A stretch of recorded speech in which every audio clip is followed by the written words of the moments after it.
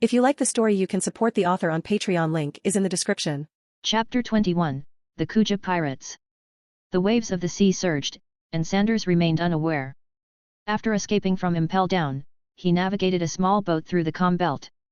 During this time, some foolish sea kings attempted to snack on Sanders, but were either scared off by his conqueror's haki or became his meal.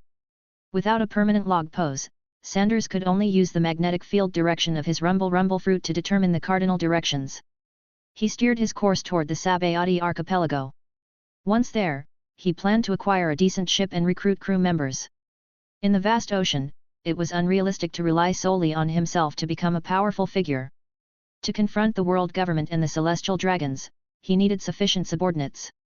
As Sanders was about to exit the calm belt, a large ship appeared within his observation haki range. A pirate ship from Amazon Lily.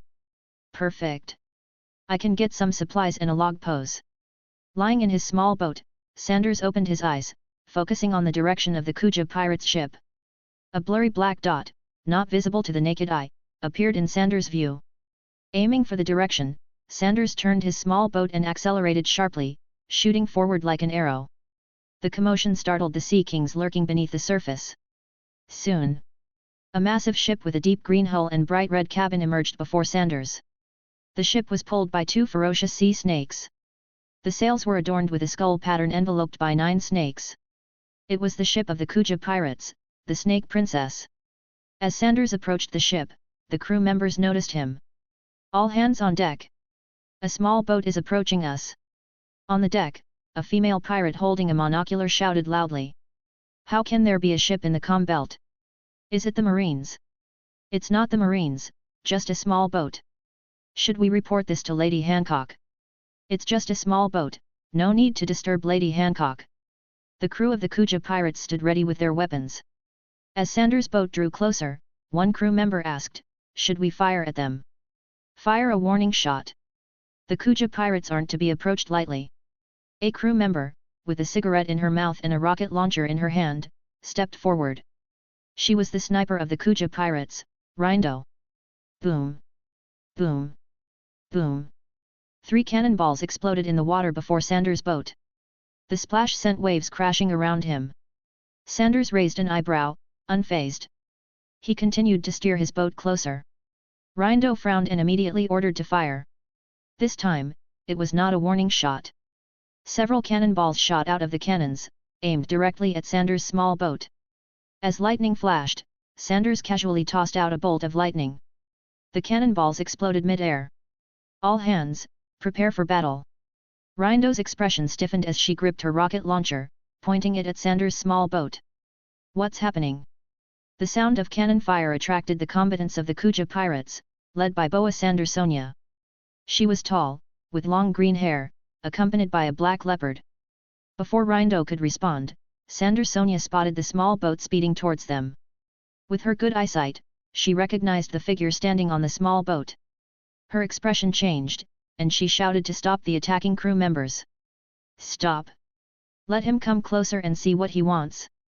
Do you know this person, Lady Sandersonia? Rindo asked, looking curiously at Sanders. Amazon Lily was isolated from the world, consisting entirely of women, and they hardly ever saw men unless they were on an expedition. Sanders used to be a Marine. How could Lady Sandersonia know him? Had they fought before? Then Rindo dismissed that thought. If they had fought, she would certainly remember, she was the sniper on the ship during Lady Hancock's first expedition. Where's Hancock? My sister is inside, she should be out soon, Sandersonia replied. Sanders had indeed known Hancock and her 2 sisters for a long time. They had just escaped from the Holy Land Mary Gosa and ended up in the Sabayati archipelago. At that time, Sanders was living in the Sabayati archipelago. His adoptive father was a Marine stationed in the Sabayati archipelago. On the street, Sanders recognized the 3 little girls who had ended up homeless. He later helped them find Shucky's bar, and with the help of Shucky and Rayleigh, the Hancock sisters managed to return to Amazon Lily. They had a brief encounter, and Sanders was surprised that Sandersonia still remembered him. Chapter 22, The Pirate Empress, Boa Hancock. At that moment, a figure walked out from the cabin. She was about 1.9 meters tall, with a slender figure, dressed in a patterned kipao-style outfit, and draped in a white cloak. Her long, jet black hair was styled in a princess cut. With a slightly broad forehead that was smooth and even, she had deep blue eyes, elongated and delicate at the corners, which conveyed a hint of aloofness. Her high nose was petite, and her soft lips bore no wrinkles. As she walked, her long, fair legs were exposed, and her red high heels clicked sharply against the deck.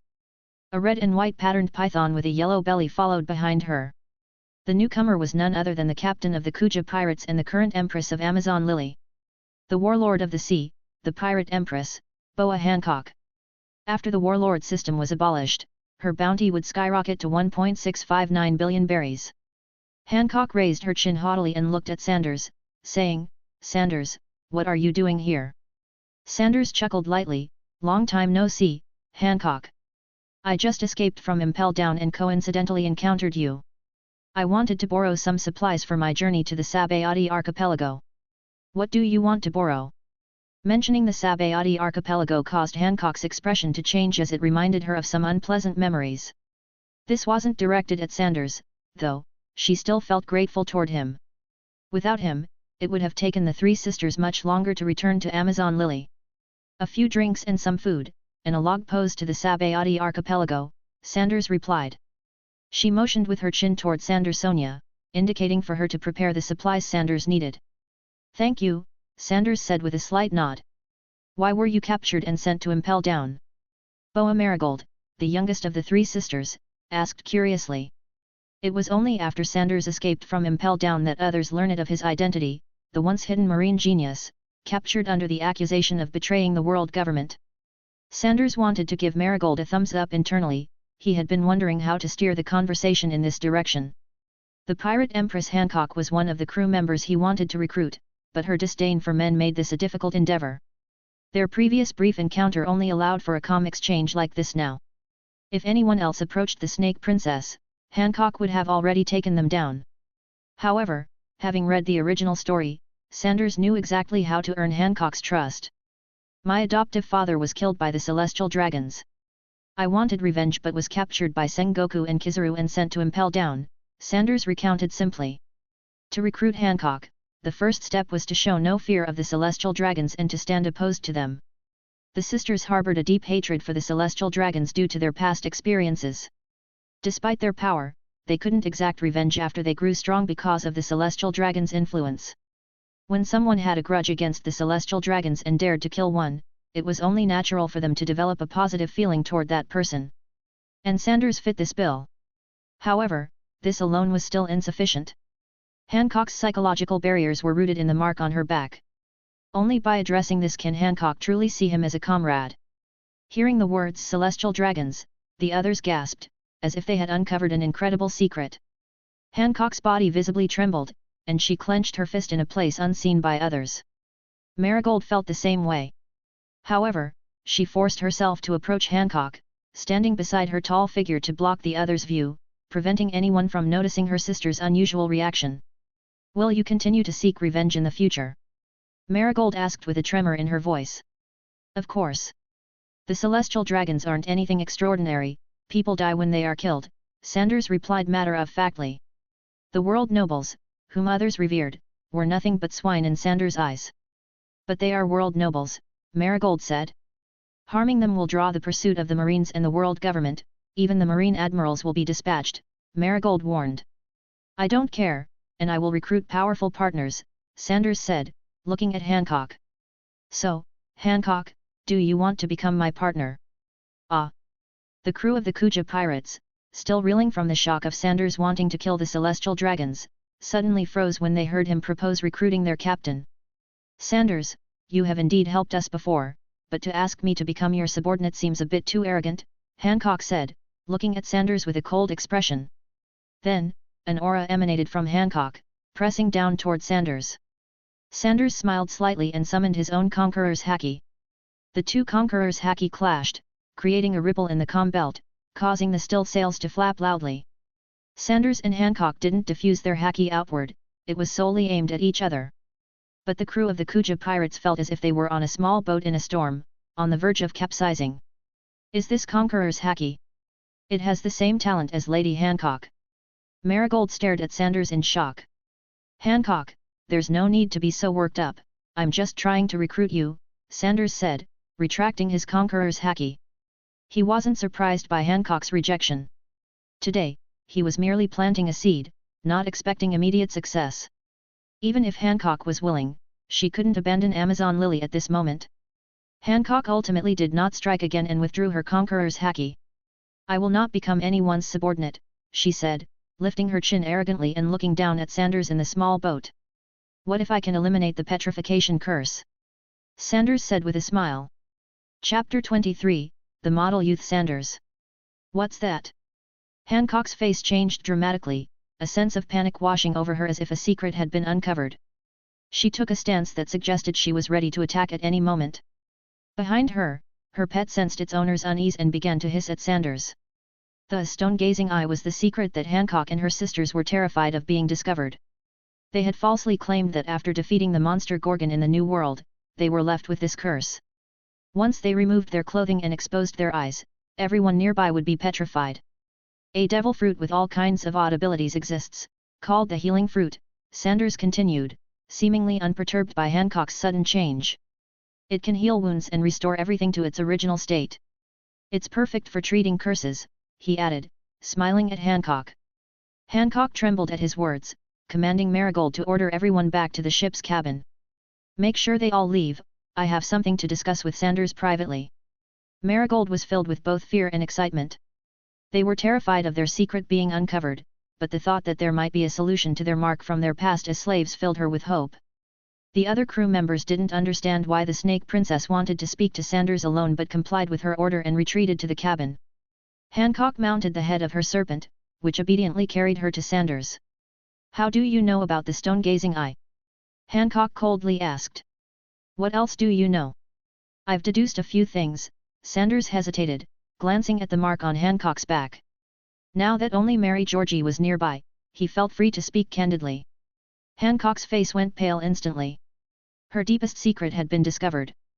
The weight of that knowledge left her feeling dizzy, trembling all over, and engulfed in fear as if she were standing on the edge of an abyss, ready to be consumed by darkness. She bit her lip in pain, her pride as the pirate empress vanishing, revealing a vulnerable girl beneath the surface. Tears began to well in her captivating eyes, and Sanders felt his heart racing, fearing he might be turned to stone by her beauty. Don't be afraid, Hancock. We're friends, aren't we? Sanders spoke softly, trying to comfort her. His gentle tone cut through the darkness like a lightning bolt, allowing Hancock to glimpse a sliver of light in her despair. Friends, she whispered, recalling a distant memory. The three sisters had once hidden on Sabayati Archipelago, fearful of contact with anyone. A boy with black hair, wearing oversized shorts and flip-flops, had smiled and told them not to fear, promising that Shucky's sake bar would help them return home. They had arrived at Shucky's place hesitantly, but ultimately returned to Amazon Lily. Not long after, that boy became a genius in the Navy. Did you figure that out back then? Hancock asked quietly, looking up. There was quite a commotion caused by Fisher Tiger. Few strangers wandered that street, Sanders replied with a smile. Then why did you help us? Hancock pressed. I also dislike those world nobles who act like pigs, he said matter-of-factly. That was no lie. Anyone who knew the original story would share that sentiment. However, he couldn't reveal his true feelings of desire towards her. Do you look down on us for being former slaves to the celestial dragons? Hancock asked, her pale hands clenching nervously. We're friends, aren't we, Hancock? Sanders replied without directly answering, which made her relax her grip. With his keen observation, Sanders could hear Hancock's heartbeat accelerating. Don't worry, Hancock. I've said it before, the healing fruit can cure anything. Scars and marks won't last forever. I will find the healing fruit for you, he promised softly, reminiscent of a scheming businessman painting a grand picture for his clients.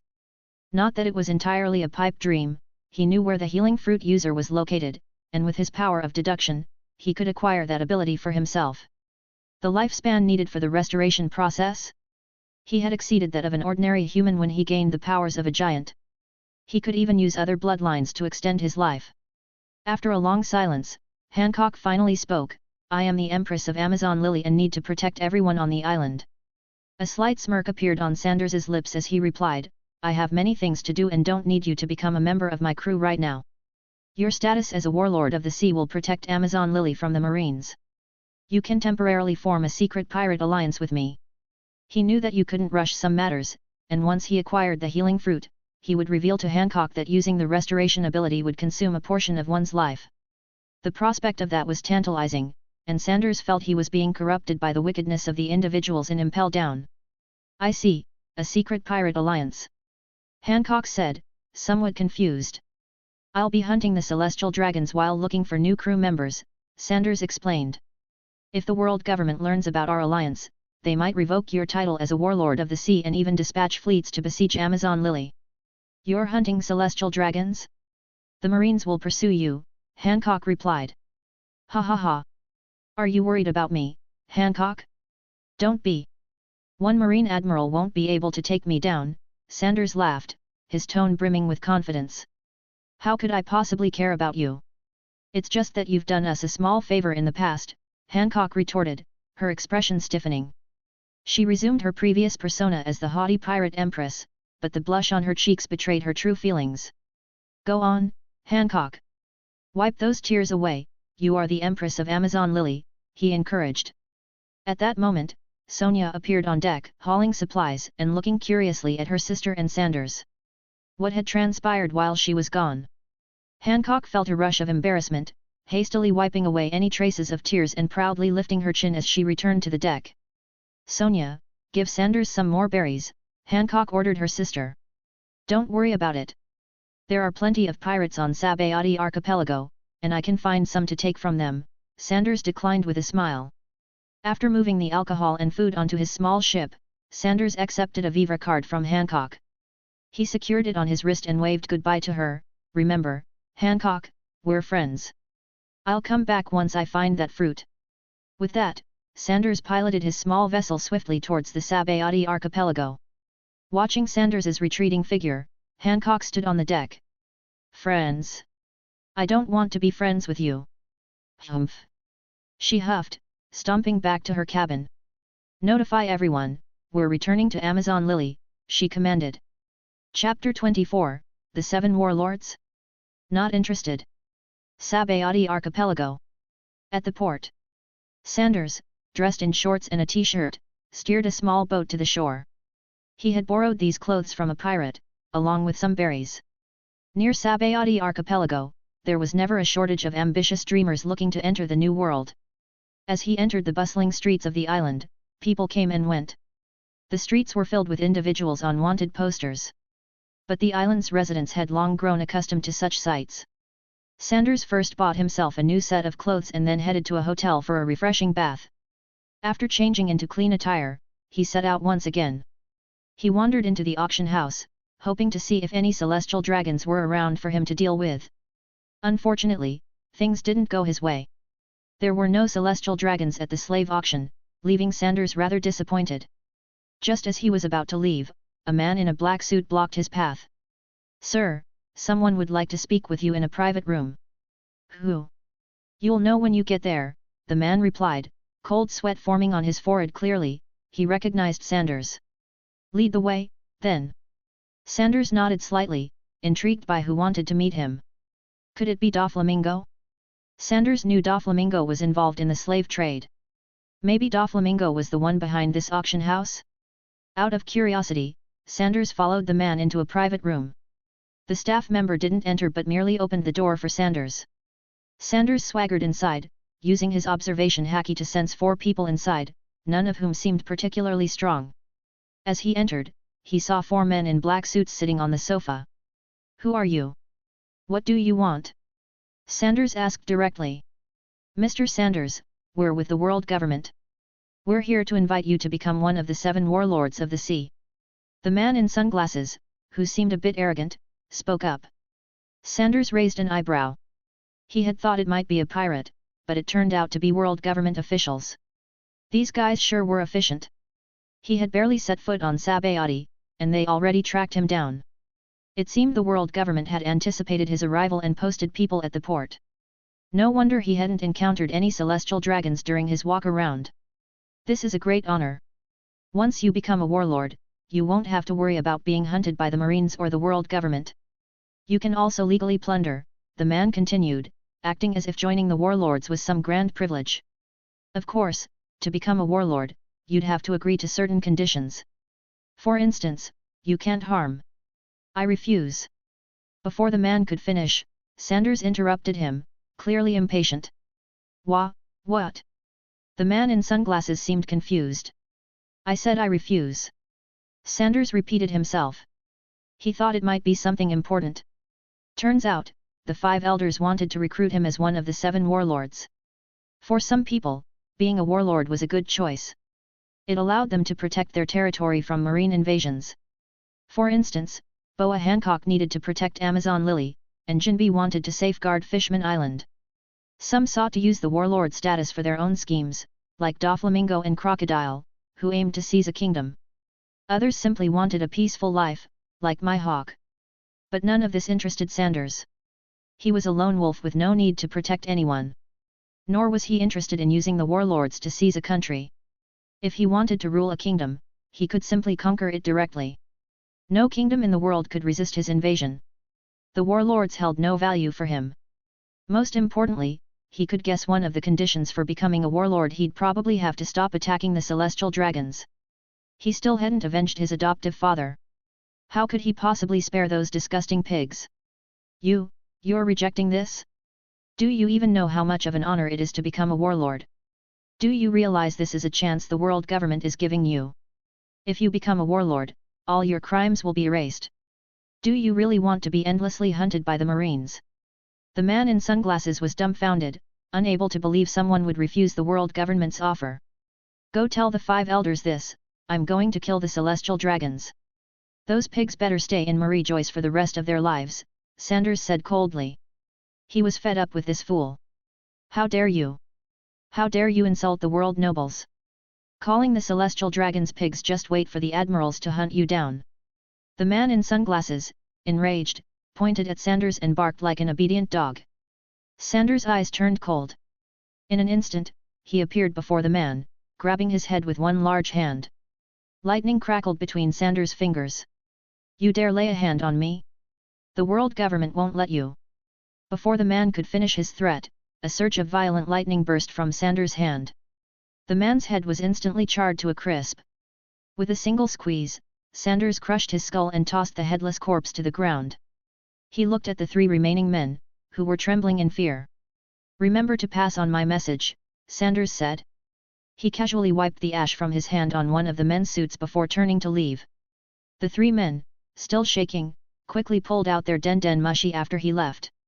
Outside the room, the auction house staff peeked in, then quietly went to the corner and made a call of their own. Chapter 25, Haki and Gathering Information. Arrogant. The 5 elders quickly received the news of Sanders' refusal.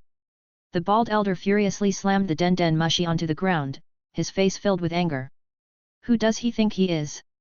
How dare he threaten the world government? Order Sengoku to send an admiral to arrest him immediately. The elder with white hair and a curled beard, however, remained calm. This is something we anticipated, isn't it? There's no need to get angry over an arrogant brat. So what should we do now? With Sanders' strength, he poses a significant threat to the world nobles outside the Holy Land.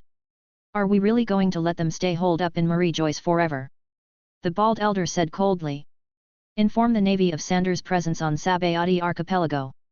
As for whether to send an admiral to capture him, we'll leave that decision to Sengoku, the white-bearded elder replied.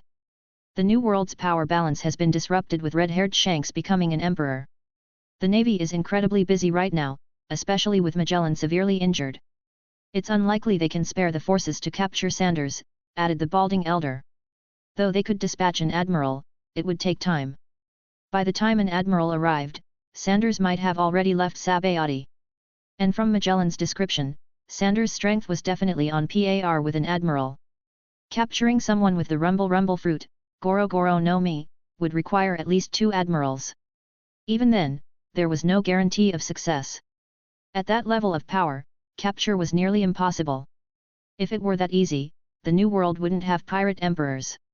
The bald elder's suggestion was unanimously agreed upon by the others. Soon, Sengoku was informed of Sanders' whereabouts. Tsuru, do you think I should gather the admirals to capture Sanders on Sabayati? In his office, Sengoku looked at Vice Admiral Tsuru. According to Magellan and Kizaru, Sanders is already at admiral level strength. Capturing him would require at least 2, possibly more, admirals. And if a battle breaks out, most of Sabayati archipelago would be destroyed. Who knows how many would die in the process, Tsuru said slowly. She didn't give a direct suggestion but instead analyzed the pros and cons. Sengoku sighed, understanding her point. He knew deep down that after Sanders escaped from Impel Down, it was nearly impossible to capture him again. The destruction of Sabayati was a price they couldn't afford. Are we really just going to let this slide? This might be our last chance to capture Sanders. Sengoku was still unwilling to let it go. With Sanders' strength, it wouldn't take long for him to establish a significant power base. Another emperor would arise, putting even more pressure on the navy. If only that incident hadn't happened. Sengoku had been thinking the same thing every day recently. If Sanders' adoptive father hadn't died, the navy wouldn't be in such a difficult position now. Sanders' rise might not be a bad thing, Tsuru said. The New World can't hold that many emperors. The New World was only so big. Another pirate emperor would mean less territory for the others. And the current emperors wouldn't give up their domains so easily. Conflict was inevitable. At that point, the navy might even benefit from the situation. Let's hope so, Sengoku sighed. In the end, the navy decided not to dispatch the admirals to hunt down Sanders.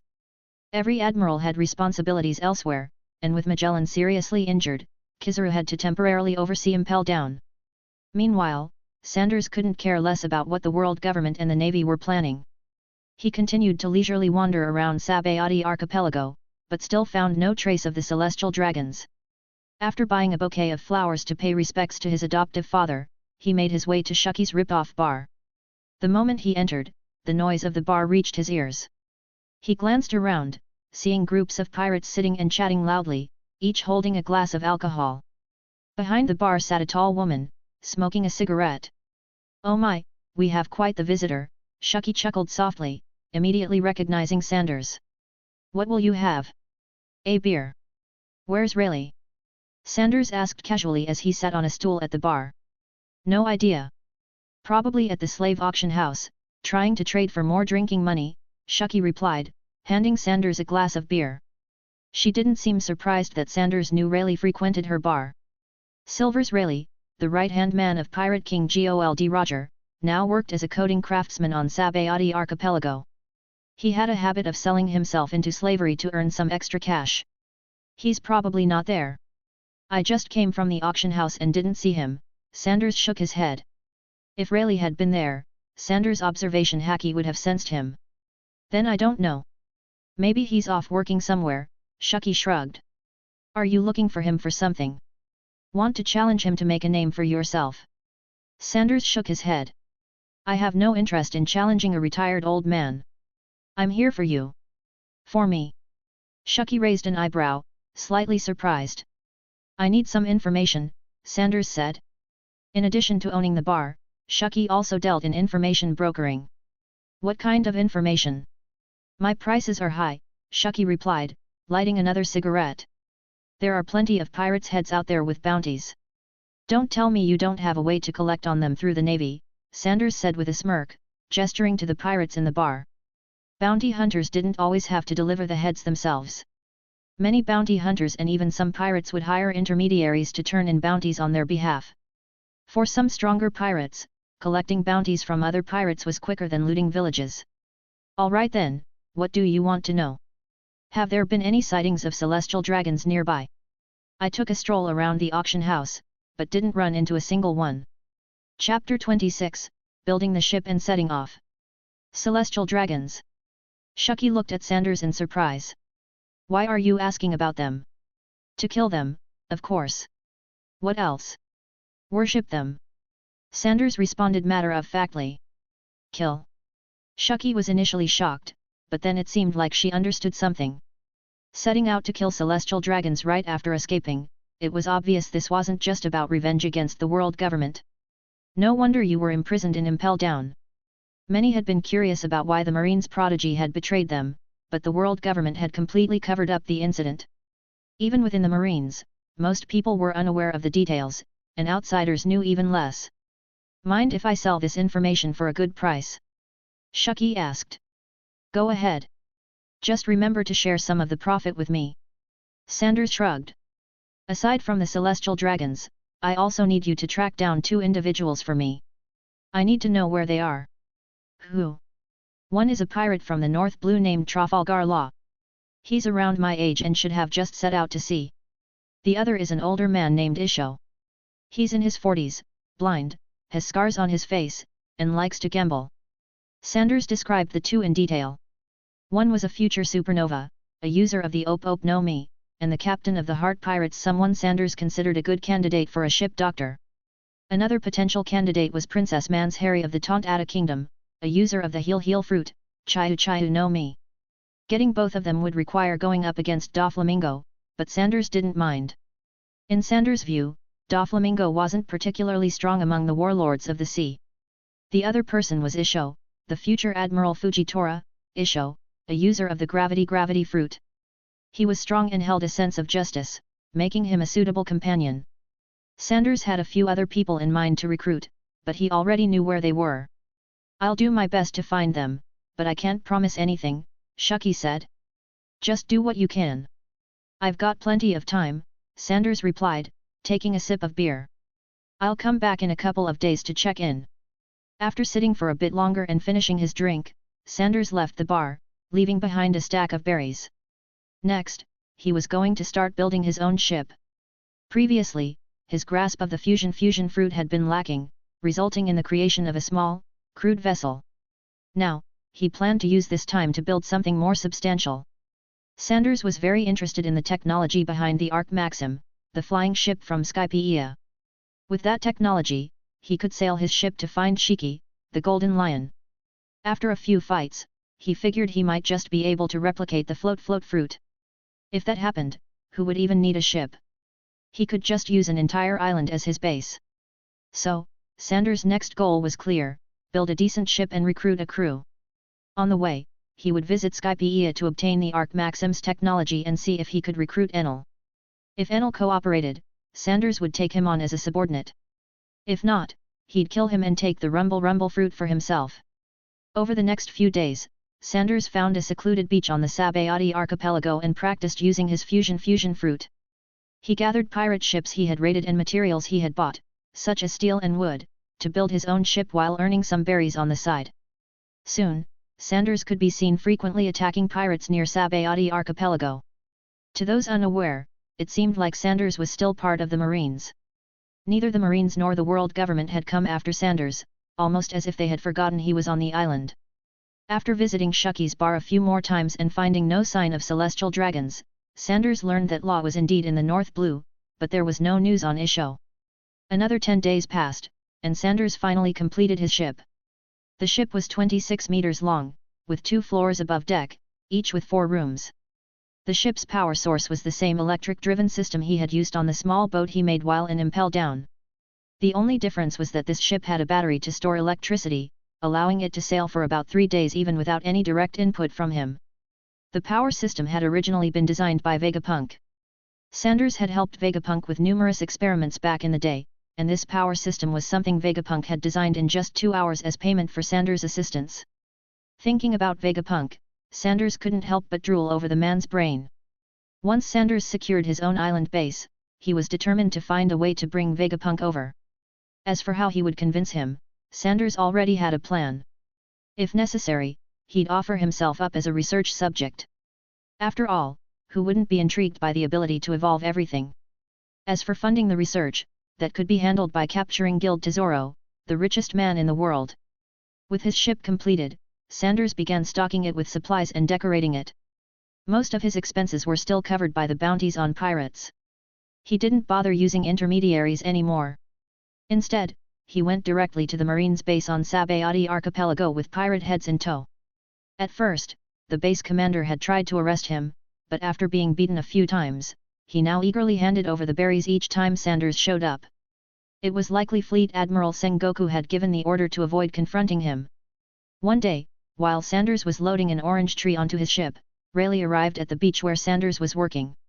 "So, this is your ship, Sanders?" Rayleigh asked. "Not bad, right?" Sanders said, feeling proud. He had poured his heart and soul into the ship for nearly a month. "I have to admit, I didn't expect you to be able to build a ship. And without even using any proper shipbuilding tools. I don't remember the rumble fruit allowing you to build ships," Rayleigh remarked, amused. "It can reshape gold, so why not use it to build a ship?" Sanders casually transformed a piece of gold into various shapes as he spoke. Rayleigh was speechless. From what he saw, Sanders' shipbuilding ability resembled that of the fusion fruit. After all, Douglas Bullitt, who once sailed with the Roger Pirates, had possessed that fruit. Rayleigh was quite familiar with its abilities. However, Sanders could indeed manipulate metal, which left Rayleigh unsure of his theory. Could it be that Sanders had developed an ability with the rumble fruit that no one had ever heard of before? After thinking it over for a while, Rayleigh decided to stop wondering. After all, it wasn't really any of his business anymore. Now, he was just a retired old man. "Why are you here, Rayleigh? Want to have a drink?" Sanders asked. "No. Shucky asked me to come by and tell you that there's news about the celestial dragons you're looking for." Chapter 27, Drought Jack, 1/10. Hearing there was news about the celestial dragons, Sanders paused his work. Licking his lips with a slightly cruel smile, he asked, "Where?" Rayleigh chuckled. "You're quite a bold fellow.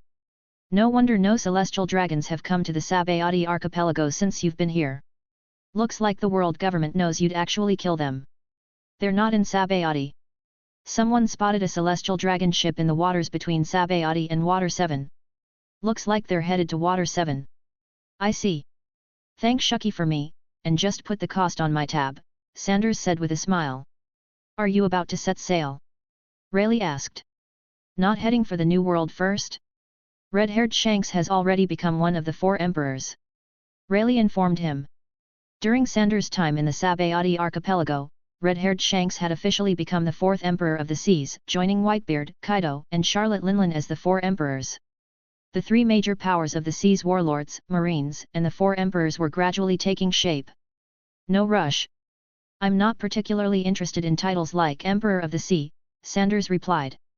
He wasn't even interested in becoming the Pirate King. Rayleigh left, saying before he went that he might sell himself. Sanders silently prayed for whoever ended up buying Rayleigh. Quickly purchasing the rest of his supplies, Sanders hoisted sail and headed straight for Water 7. The news of Sanders setting sail soon reached Marine Fleet Admiral Sengoku, who breathed a sigh of relief. But he also felt a sense of missed opportunity. Magellan was gradually recovering from his injuries and was once again securely guarding Impel Down. Admiral Kizaru had returned to Marine headquarters. Sengoku had been planning to capture Sanders, but now the man had sailed off. Sanders navigated his ship across the sea. During the day, he sailed manually. At night, he used the battery-powered system to keep the ship on course, not worrying too much about colliding with other vessels. After 2 or 3 days of stopping and starting along the way, Sanders was still some distance from Water 7. That day, while lounging on a deck chair, feeling the sea breeze, his observation Haki sensed a large pirate ship approaching slowly. Sanders set down his newspaper and stood at the stern. A massive pirate ship came into view. Its sails bore a skull with 2 long tusks. Sanders narrowed his eyes. That emblem belonged to one of the Beast's pirates' top officers, Drought Jack, one of the 3 calamities. With this thought, a tall figure appeared at the bow of the pirate ship, a masked man with 2 long tusks. "Finally caught up to you, Sanders," Jack's rough, menacing voice rang out. "What do you want?" Sanders asked calmly from his position at the stern.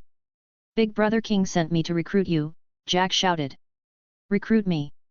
Sanders raised an eyebrow. Was King serious? Sending Jack, a brute, to recruit him? Had the Beast's pirates run out of people? "If you join the Beast's pirates, you'll be the 4th calamity," Jack added, clearly reluctant. He wasn't pleased about the idea of someone younger than him being given such a high position. All 3 of the calamities had followed Kaido for at least a decade. How could this former Marine defector be on the same level as them? Originally, King hadn't intended to send Jack. He knew Jack's temperament well. But Jack had volunteered, repeatedly assuring King that he wouldn't insult or attack Sanders before getting a refusal. Only then did King allow Jack to handle the task. Sanders was a bit surprised to hear that Kaido was willing to make him a calamity. In the Beast's Pirates, being a calamity was equivalent to being second only to Kaido. It seemed Kaido really valued him. Following the principle of not hitting someone with a friendly attitude, Sanders politely declined. I'm not interested. I have no plans to join anyone's pirate crew. So you're refusing? Jack's tone shifted, his eyes gleaming with excitement.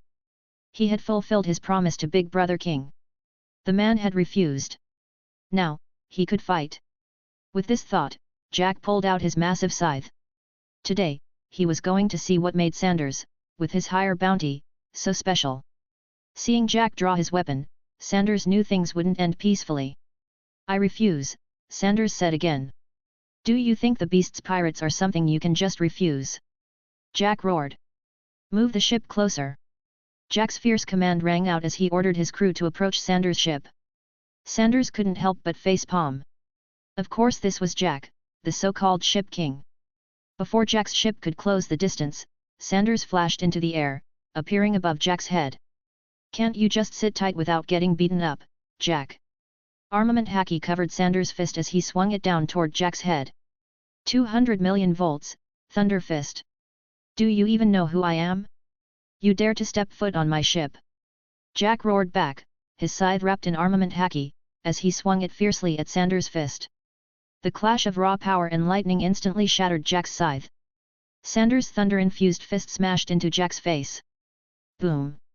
Jack's mask shattered, revealing his sharp fangs and a stream of blood pouring from his face. His eyes rolled back, leaving only the whites as he crashed heavily onto the deck. Under the shocked gaze of the pirates aboard, Jack smashed through the deck, leaving a massive hole. Water rushed into the ship's hold. Meanwhile, Sanders had already returned to his own ship. Chapter 28, Reactions from All Sides, 2/10. When the other crew members on Jack's ship finally realized what had happened, their draught Jack had already sunk into the sea. It wasn't until they saw Sanders return that they finally came to their senses. They looked at the massive hole in the deck with horror, shouting in disbelief. Lord Jack was defeated in one hit. Hurry, rescue Lord Jack. He's a devil fruit user. The ship is leaking. Where's the repair crew? Get over here now. The pirate ship fell into chaos. But none of them picked up their weapons to avenge Jack. Are you kidding? If Lord Jack was defeated in a single blow, how would they even know how they died if they tried to fight? Back on his own ship, Sanders didn't even spare a glance at Jack. He headed straight to the deck, comfortably lying back in his chair, looking completely at ease. He calmly took a sip of the beer next to him, enjoying the peaceful afternoon. For him, defeating one of the Beast's Pirates' 3 All-Stars, Jack the Drought, wasn't anything worth being proud of. After all, Jack was still in his early 20s at this point, just a hot-headed young punk. His mastery of Haki and his devil fruit abilities were far behind what they would be when he appeared in the original story. The only thing Jack had going for him was his strong endurance and survivability. Sanders navigated his ship away from Jack's vessel, gradually disappearing from the pirates' view. Meanwhile, the pirates on Jack's ship scrambled to repair the damage and fish Jack out of the sea. Compared to Inigamo, who had also sunk to the bottom of the ocean, Jack was undoubtedly luckier. There were no massive sea kings in the area to swallow him whole while he was unconscious, and he had a crew of minions to quickly pull him back on board. Plus, Jack had the physiology of a fishman, so apart from the lightning punch from Sanders, he didn't suffer any other injuries. The ship's doctor quickly bandaged Jack's wounds. After nearly an hour of unconsciousness, Jack finally woke up. At that moment, he looked a bit worse for wear. All of his hair had been scorched off by the lightning, leaving his head bald after the seawater washed away the charred remains. His sharp teeth were missing a few, too. Where's that bastard Sanders? Jack growled, his speech slightly slurred from his injuries. Lord Jack, Sanders has already sailed away, one of the crew members reported cautiously. That damn bastard, I won't let him get away with this. Jack lay on the bed, his eyes bloodshot, filled with fury, as he let out a bellow of rage. The pirates around him trembled, too scared to make a sound. They were terrified of provoking Jack in his current state. On Onigashima, King, the man with the mask and flames on his back, hung up the Den Mushi, the snail phone. Hey, Scum King, did that brat Jack screw things up? Queen, with his plump body, leaned back in his chair, a cigar hanging from his mouth as he toyed with a gear in his hands. "You idiot Queen, it seems like you're not the only one holding us back." "Indeed, Sanders turned down our offer," King said with a glare at Queen, clearly displeased. "Ha ha ha. You actually sent Jack to try and recruit him? There's no way that would work. That guy only thinks with his fists. I bet you didn't really want Sanders to join us, did you? You were just afraid he'd threaten your position." Queen mocked him, his fat body jiggling with laughter. "Shut up, you fool. If you wanted to go, why didn't you go?" "I'm not going." "Then will you handle all the pirate crew's affairs if I go?" King had no choice but to send Jack to recruit Sanders. Their captain, Kaido, never handled such matters. He was either drinking heavily and crying, or thinking about ways to end his own life. So King had to manage everything. He simply didn't have the time to go to the Sabayati archipelago himself. As for Queen, that guy spent all day locked away in his lab, doing who knows what. Jack was the only one with the appropriate status and time to go for the recruitment. If they had sent some low-level grunt, Sanders might have just killed them on the spot. "Did Jack and Sanders fight, King?" Kaido, with drunken eyes, suddenly opened them and asked. "There was a confrontation. Sanders isn't interested in joining any pirate crew. It looks like he intends to form his own faction," King replied. "Oh ho ho, sounds like a very ambitious guy." Kaido laughed, exuding an overwhelming sense of power. "Did Jack say anything about Sanders' strength?" Queen asked curiously. Jack was taken out in one punch." After hesitating for a moment, King decided to tell them the truth. After all, both Queen and Kaido were Jack's senior, and there was no point in sugarcoating it. Taken out in one punch. Queen's eyes widened in disbelief. Jack was indeed the weakest among them, but even in the New World, he was a formidable fighter. Yet he was taken down in a single punch. Yes, just one punch. Jack didn't stand a chance. "Oh ho ho ho. Seems like he's quite powerful. I wonder if his rumble fruit would be able to hurt me." Kaido chuckled as he took a large swig from his gourd. "Jack is still too young, he needs more experience," Queen commented. "Although the recruitment failed, it's not entirely bad for us since Sanders doesn't seem interested in joining any other pirate crews," King analyzed. "But that rumble brat dared to reject our offer and even hurt Jack. Once he reaches the New World, I'll make sure to teach him a lesson." Kaido grumbled, clearly displeased. King hesitated but decided not to argue. After all, the beast's pirates had lost face. Even though Sanders hadn't gone all out and had only punched Jack once, it was Jack who initiated the conflict. But in the world of pirates, logic didn't matter. Might made right. Sanders had turned down the beast's pirates and injured Jack, so naturally, they would want to settle the score. News of the beast's pirates' failed recruitment and Jack's defeat at Sanders' hands quickly spread across the seas through the newspapers. The Navy and world government had no reaction. They had already assessed Sanders' strength long ago. Unless he managed to take down Kaido, he wasn't worth their attention. However, this incident did stir up some interest among the pirates. On the Moby Dick, Marco, with his pineapple-like hair, brought the newspaper to Whitebeard. "Dad, Kaido sent Jack to recruit Sanders, but Jack was taken out in one hit." "Gururara, is that so? Looks like the rumble brat has big ambitions." Whitebeard laughed heartily. Seeing Kaido suffer was always a pleasure for him. "Dad, should we try to recruit Sanders as well? With his strength, he could easily be the captain of the 2nd Division." Marco suggested. A former Marine with a powerful Logia-type devil fruit? Marco was definitely interested. "We'll see. That kid seems to have his own ambitions. He won't join our family so easily." Whitebeard chuckled. Chapter 29, Celestial Dragon, Saint Charlos, 3/10. Dressrosa. Doflamingo sat on the couch, crossing one leg over the other while holding a newspaper. Phew. What a terrifying guy. He chuckled. Is he planning to go to war with the beast's pirates? A bead of sweat dripped from Doflamingo's forehead. As one of the 7 warlords who dealt with the beast's pirates, Doflamingo knew better than anyone how powerful Kaido was. In front of Kaido, he didn't even dare to entertain the thought of resisting. The terrifying presence Kaido exuded had left a lasting impression on him. "Put the idea of contacting him aside for now," Doflamingo ordered. Understood, young master, Treble responded. Have we figured out why he's heading to Water 7? Is it for shipbuilding? Water 7 was a renowned shipbuilding hub, home to the world's largest shipyard. The pirate King Roger's ship had been built there.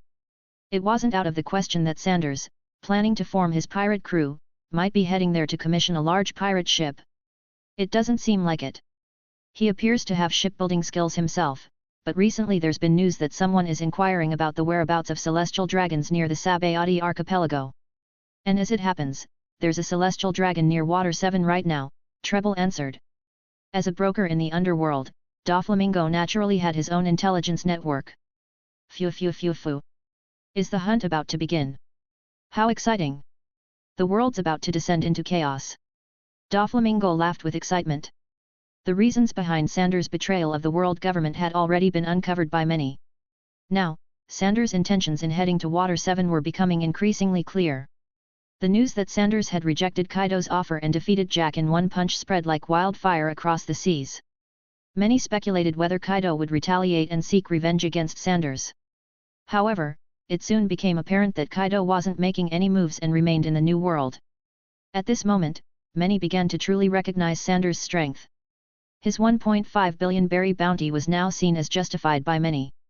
Sanders, unaware of all the rumors, was still lingering around the waters near Water 7, searching for the celestial dragon.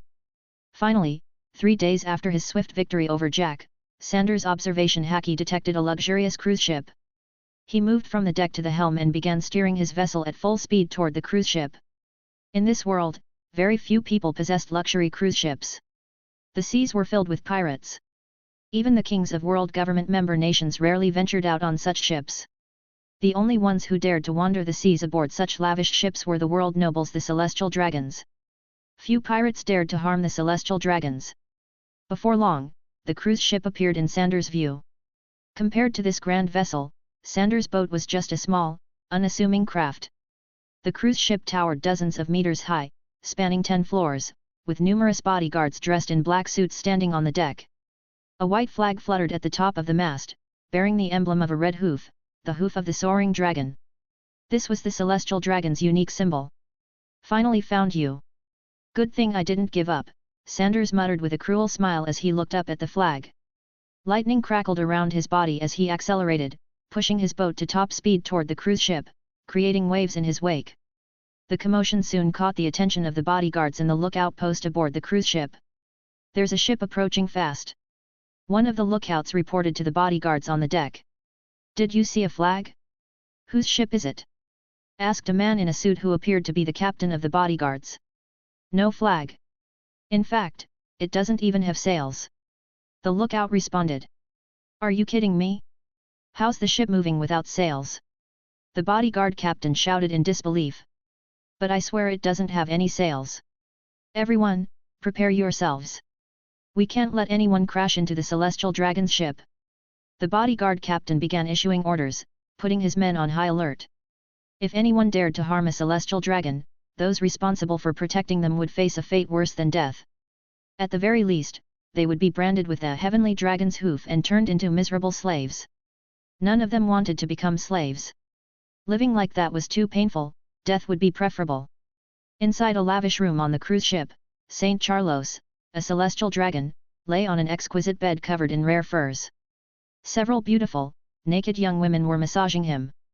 Unlike other celestial dragons, Saint Charlos wore a square-shaped glass dome over his head.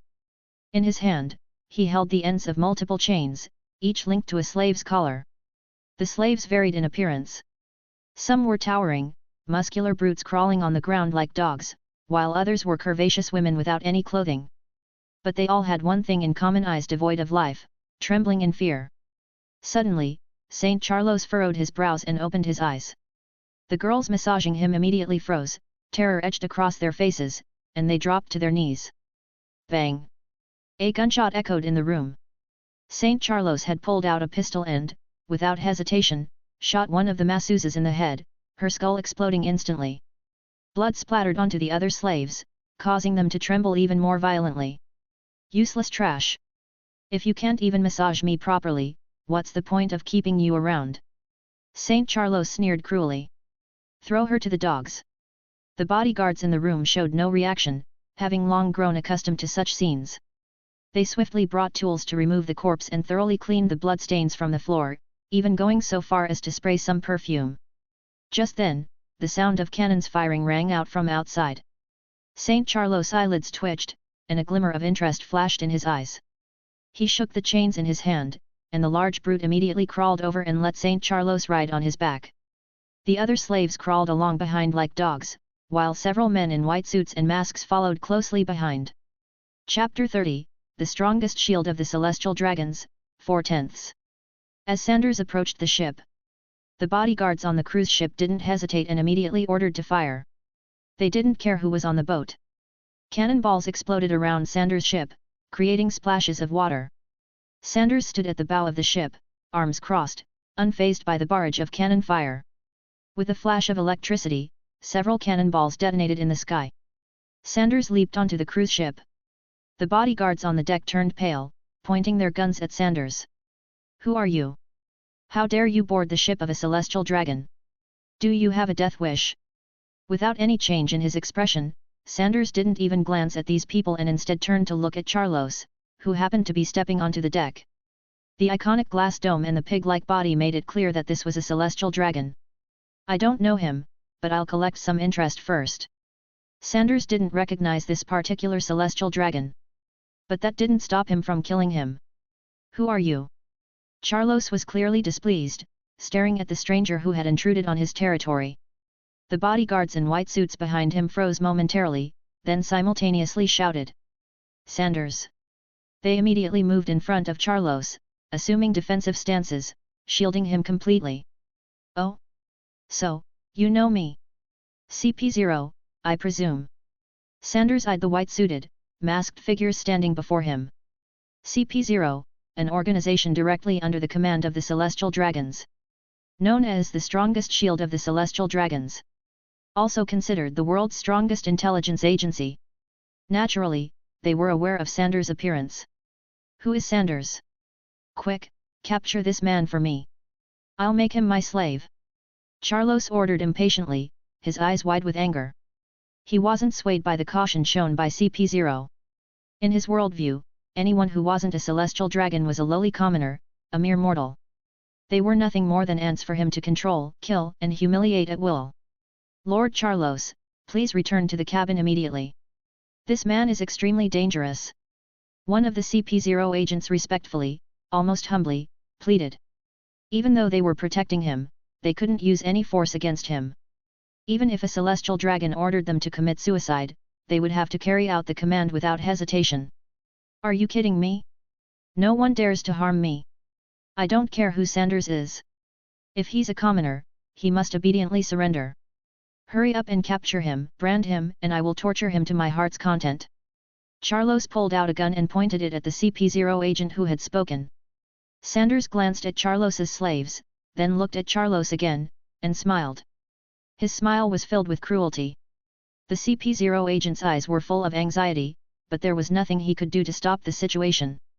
All he could do was take out a den mushi to call for the assistance of a marine admiral. Whenever a celestial dragon is offended, a marine admiral must be dispatched for their protection. Sanders didn't stop him. He also wanted to catch up with his former colleagues. He just wondered who would show up this time.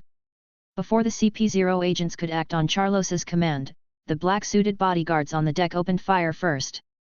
The bullets passed through Sanders' body without causing any harm. "You're courting death." Sanders' eyes flashed with anger. In an instant, his conqueror's haki burst forth. The black-suited bodyguards on the deck collapsed instantly. The few who barely managed to stay conscious were then struck by lightning bolts thrown casually by Sanders, reduced to charred remains.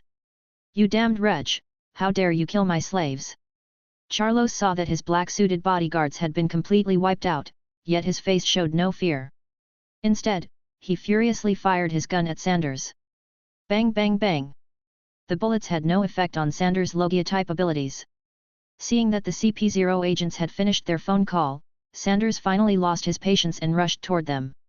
"Shigen!"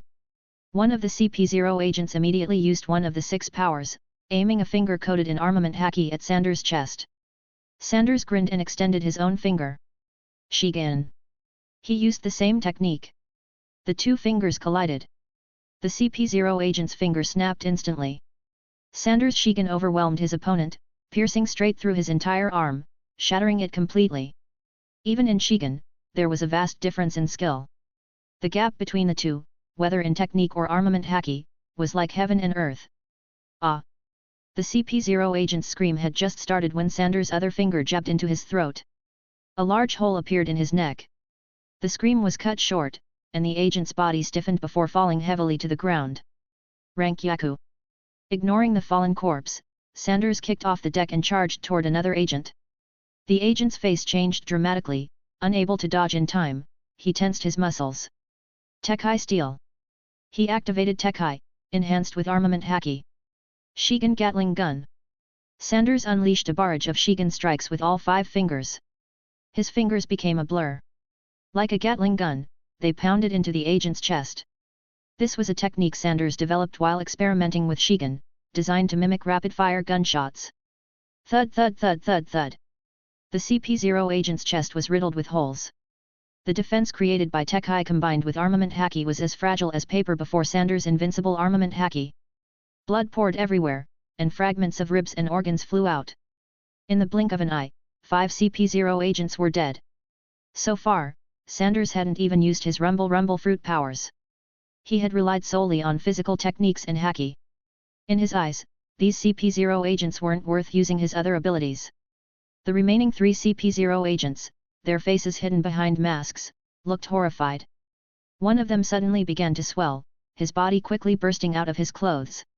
In the next moment, he transformed into a massive black bull with horns on his head. He had eaten the Zoan-type bull fruit, model, Black Bull. Chapter 31, Admiral takes action, CP0 is instantly defeated, 5/10. While Sanders was playing with CP0, Marine Headquarters was in chaos.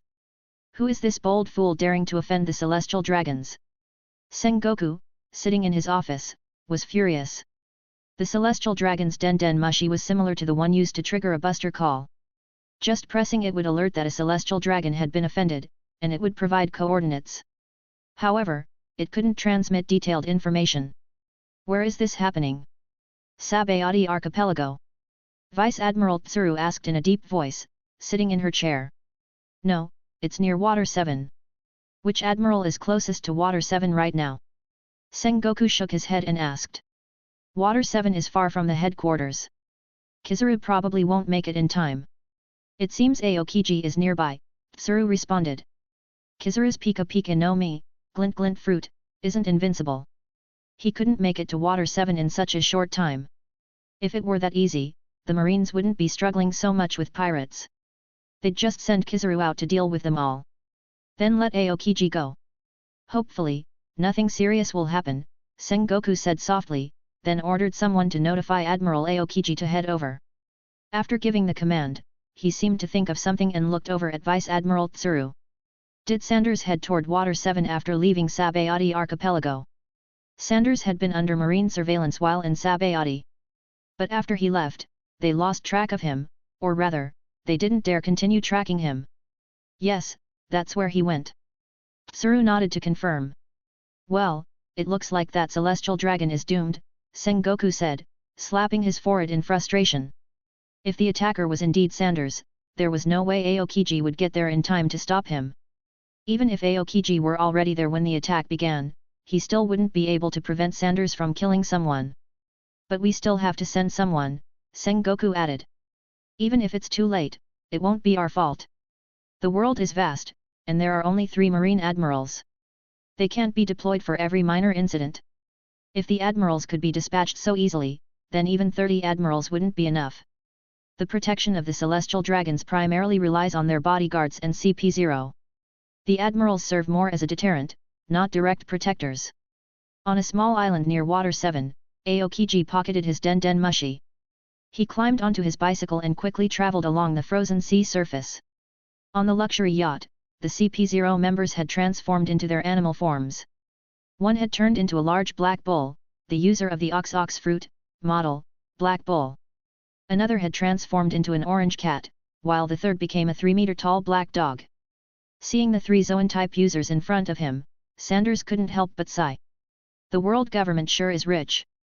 They casually deployed 3 Zoan-type devil fruit users. He suspected that the 2 CP0 members he had already killed might have been devil fruit users as well, but they didn't get the chance to reveal their abilities before being taken out. Shave. Wild Bull Charge. The Black Bull, with horns wrapped in armament Haki, stomped on the deck and charged toward Sanders like a black shadow. Sanders didn't move an inch. He extended his arms and caught the Black Bull by its horns, stopping the charge completely. At the same time, the orange cat suddenly appeared at Sanders' side, its sharp claws aiming for his neck. Sanders smiled faintly. Armament Haki quickly enveloped his neck, and the cat's claws scraped against his skin, creating a screeching sound but leaving no marks.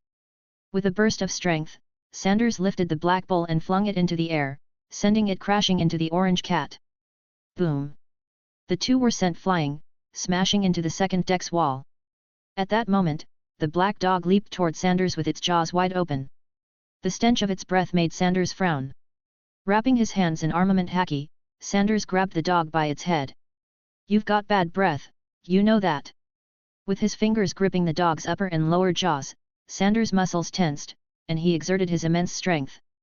Crack! Sensing what was about to happen, the black dog whimpered in despair.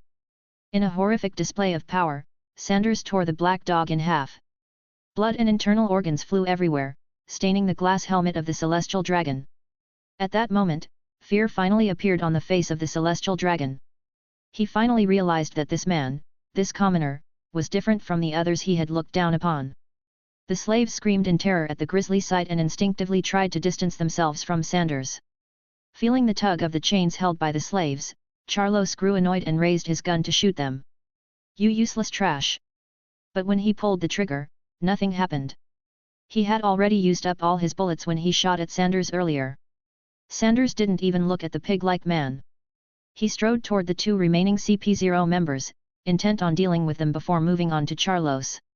After witnessing the black dog being torn in half, the last 2 CP0 members were terrified. When Sanders rushed toward them, they fought back their fear and attacked. Sanders first kicked the orange cat away, then grabbed the black bull by the head and slammed it into the deck. Rokugan. With both hands clenched together, Sanders delivered a blow to the black bull's head, using the ultimate form of the 6 powers technique. This technique is said to be the most powerful move that can be achieved after fully mastering the 6 powers. A massive shockwave erupted from Sanders' fists, and under the force of the attack, the black bull's eyes rolled back as blood poured from its orifices. It twitched a couple of times before lying still. If someone were to cut open its head, they would see that the black bull's brain had been completely turned to mush. This move, Sanders thought, was a perfect demonstration of the phrase hitting the bull through the mountain. After finishing off the black bull, Sanders disappeared from his spot and reappeared in front of the orange cat, who was still struggling to get up after being kicked. Seeing Sanders approach, the cat stopped resisting and lay down, looking up at him. "Sanders, the world government will hunt you down with all its might. The Marine admirals will get involved," the orange cat said, its eyes filled with hatred. "You'll never know how powerful the world government is. You will die." Without a word, Sanders coldly lifted his foot and crushed the orange cat's neck. "And you'll never know how powerful I am," Sanders said softly, turning toward Charlos. The appetizer was over. Now it was time for the main course. Chapter 32, I'm 6/10. Sanders walked up to Charlos, smiling. However, that smile looked cold and terrifying to Charlos. Witnessing Sanders slaughter 5 CP0 members, the slaves around them reacted similarly. Some slaves instinctively backed away, the chains rattling with their movements. "What do you think you're doing, you lowly commoner?" Charlos shouted. "I am a celestial dragon."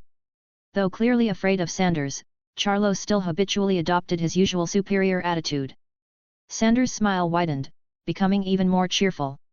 Cracking his knuckles loudly, he approached Charlos. "You lowly slaves, attack him." Charlos tugged on the chains and ordered his slaves. Some of the slaves looked at Sanders with numb expressions, while others seemed to expect something different, even hopeful. But none of them moved. Everything Sanders had done clearly showed that he would not let Charlos, the celestial dragon, off easily. "You damned scum! How dare you defy my orders?" Charlos roared in fury, "You should all be chopped up and fed to the dogs." Seeing his dogs disobeying him, Carlos became furious. But Sanders had no interest in listening to the enraged pig before him. He suddenly moved, grabbing Carlos by the neck and slapping him hard. The glass helmet on Carlos's head shattered, and several of his teeth flew out. Dazed, Carlos did not immediately pass out. Sanders had controlled his strength well.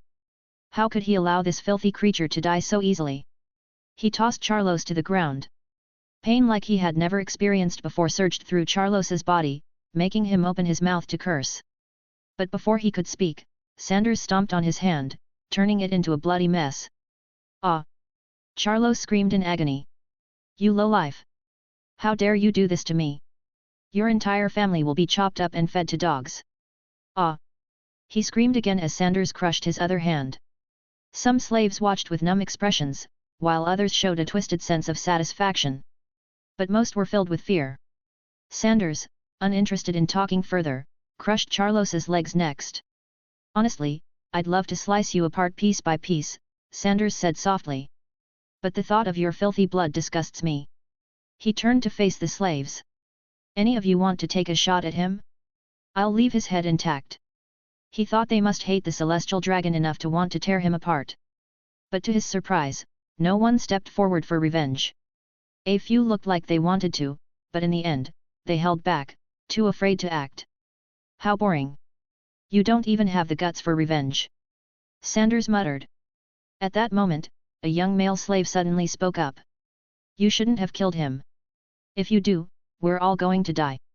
"No, we're already doomed. You've offended a celestial dragon, and as his slaves, the world government won't let us go. You've killed us all," the man shouted emotionally. Sanders frowned. "Then why didn't you protect him when he ordered you to?" He looked at the man with disgust. "Some people were just too subservient. I. The man stammered before raising his voice, "We're all going to die.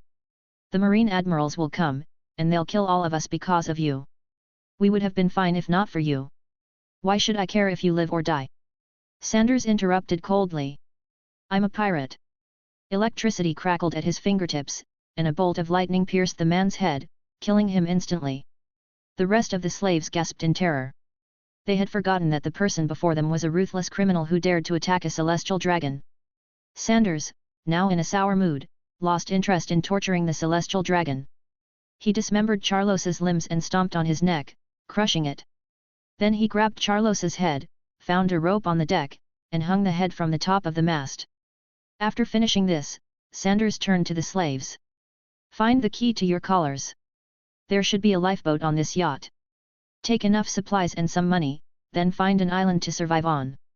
Hearing this, many of the slaves' faces lit up with hope. One brave slave took a few hesitant steps toward the cabin. Seeing that Sanders didn't stop them, the others quickly followed suit. Soon, more slaves appeared on the deck, over 50 in total. Some of the female slaves had put on clothes, while others stood there, still in shock, without any sense of what to do. Looking at these people, Sanders knew most of them wouldn't survive. "Take some supplies and money onto the lifeboat, but don't take too much," Sanders warned.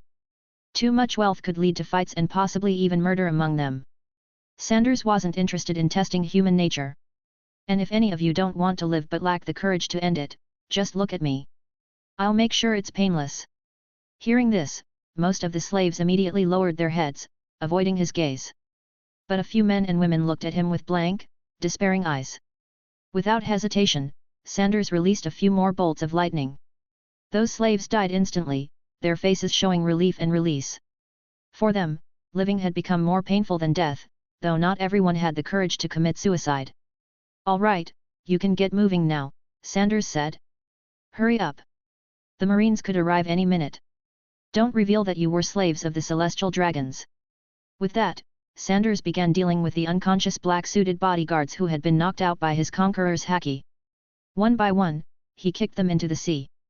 These people were nothing but dogs for the celestial dragons, unworthy of any sympathy. Some woke up after being submerged in the water, only to be struck by another bolt of lightning from Sanders. By the time he finished, the slaves had already launched the lifeboat into the sea. The lifeboat wasn't big, but it was enough for them to escape. Some of the slaves began loading supplies onto the boat. Sanders checked and saw that no one had taken any treasure or money. As for whether they had hidden any in their clothes, he didn't care. Whether they survived or not depended on their luck. A group of slaves approached Sanders. At the front was the man who had been used as a mount by the celestial dragon. "What is it?" Sanders asked. "We just wanted to thank you on behalf of everyone," the man replied. "Forget it. You're not even sure if you'll survive. Just go, and tell anyone you meet that you're survivors of a shipwreck." Sanders waved them off, urging them to leave. None of the slaves asked to follow Sanders. Clearly, they knew the Marines and the world government would be hunting him down next. The slaves sailed away to the east. Sanders then began his own plundering. He loaded the celestial dragon's treasure from the yacht onto his ship and selected a few useful items. To the east of the yacht, a man in a blue shirt, white vest, and curly hair was rapidly approaching on a bicycle. Chapter 33, Admiral Aokiji, Kyuzan, 7/10. To the east of the cruise ship, a group of slaves was sailing further and further away on a small boat. When the cruise ship was no longer in sight, the previously silent slaves began to come alive. Faced with a madman who dared to kill a celestial dragon, they had been too scared to even speak. Whatever he told them to do, they did without question. Who was that guy? He actually dared to kill a celestial dragon. Sanders. That man's name is Sanders. I overheard those people in white suits talking about him, replied one of the slaves who had been on the deck. He's terrifying. He didn't seem afraid of the celestial dragons at all. Doesn't he fear the pursuit of a marine admiral? Who cares? It's good enough that we escaped. I never want to be a slave again. I just want to go home. Damn that slave hunting ship. I don't even know if my family is still alive. Do you remember where your home is? North Blue. Well, you probably won't be able to get back. This is the Grand Line. Returning home would be almost impossible for us. The seas are full of vicious pirates, and we might be hunted down by the Marines or the world government. After hearing this, the formerly relieved slaves fell silent once more. Many realized that they might never return to their homeland. As the thought of being pursued sank in, fear and confusion spread across their faces. The sound of quiet sobbing could be heard as many began wiping their tears. Despair washed over the entire boat. Seeing this, the burly man among them quickly stood up to comfort everyone. "Stop overthinking it. Being alive is already a blessing for us. It's far better than being a slave." His words lightened the mood a little. Yes, anything was better than being a slave. As they thought about their experiences as slaves, many began to shiver, their eyes filled with fear. "We'll find an island to settle on first, then decide what to do after that," the burly man continued. "Just like Sanders said, don't reveal that you were slaves. If anyone asks, tell them we're survivors from a shipwreck." The burly man had naturally become the group's leader. His imposing stature provided a sense of security, and it was his decision that the group hadn't taken any of the treasures. "Better safe than sorry," he had reasoned.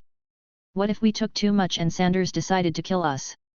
Not knowing how much they could safely take, they had decided to take none at all. Instead, they grabbed supplies that would help them survive at sea. If they found an island, they could trade the supplies and the boat itself for money. That would be enough to sustain them for a while. Whether they could find work and make a living afterward would depend on their own luck. Just then, one of the slaves shouted, "Is someone riding a bicycle on the sea ahead?" "What kind of joke is that? No one rides a bicycle on the sea. You must be talking about the sea train." "No, it's really someone on a bicycle." Everyone looked ahead, and sure enough, they saw a figure riding a bicycle across the sea as if it were solid ground. "How is that possible? Is it a devil fruit user? Should we avoid them? But the wind is pushing us in that direction." The burly man glanced at the icy surface beneath the cyclist and, realizing something, his face turned pale with cold sweat dripping down his forehead. Seeing that there was no way to avoid crossing paths, he quickly instructed everyone, "Don't forget, if we get questioned, we're survivors from a shipwreck. Women, hide in the cabin." Everyone obeyed, retreating into the cabin.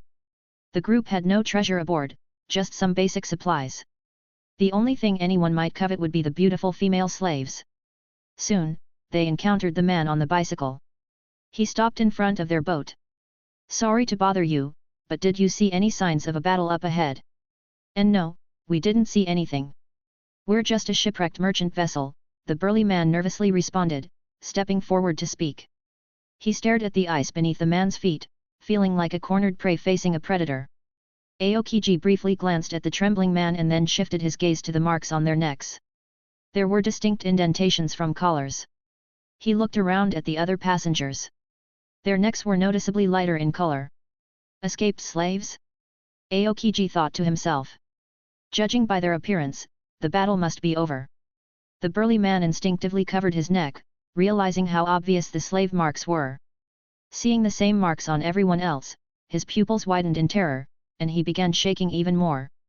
In a matter of seconds, his back was drenched in sweat. You didn't see anything? Thanks for your answer, Aokiji said lazily, his tone indifferent as if he were still half asleep. He even yawned. If you're a shipwrecked vessel, head in that direction, and you'll find an island. Aokiji pointed in the direction he had come from. Then, without a second thought, he rode off on his bicycle. As Aokiji disappeared from sight, the burly man collapsed onto the deck, gasping for breath. He grabbed the slave steering the boat and yelled urgently, "Move! Go, go now! You knew who that guy was? Freezing the sea like that must mean he's a devil fruit user. Never mind that. Hurry up! And cover your necks with your collars." The burly man had recognized Aokiji. Before becoming a slave, he had been a small-time pirate, familiar with the legends surrounding the marine admirals. A man who could freeze the sea and was headed toward the Celestial Dragon's ship could only be one of the three admirals: Aokiji, the ice fruit user. The boat sped forward, its occupants frantically rowing. In his heart, the burly man silently prayed for Sanders, hoping he could escape the admiral's pursuit. After all, he owed Sanders a great deal for freeing them from hell. Meanwhile, Aokiji continued riding his bicycle, feeling the sea breeze. Following the boat's direction, he slowly approached the cruise ship.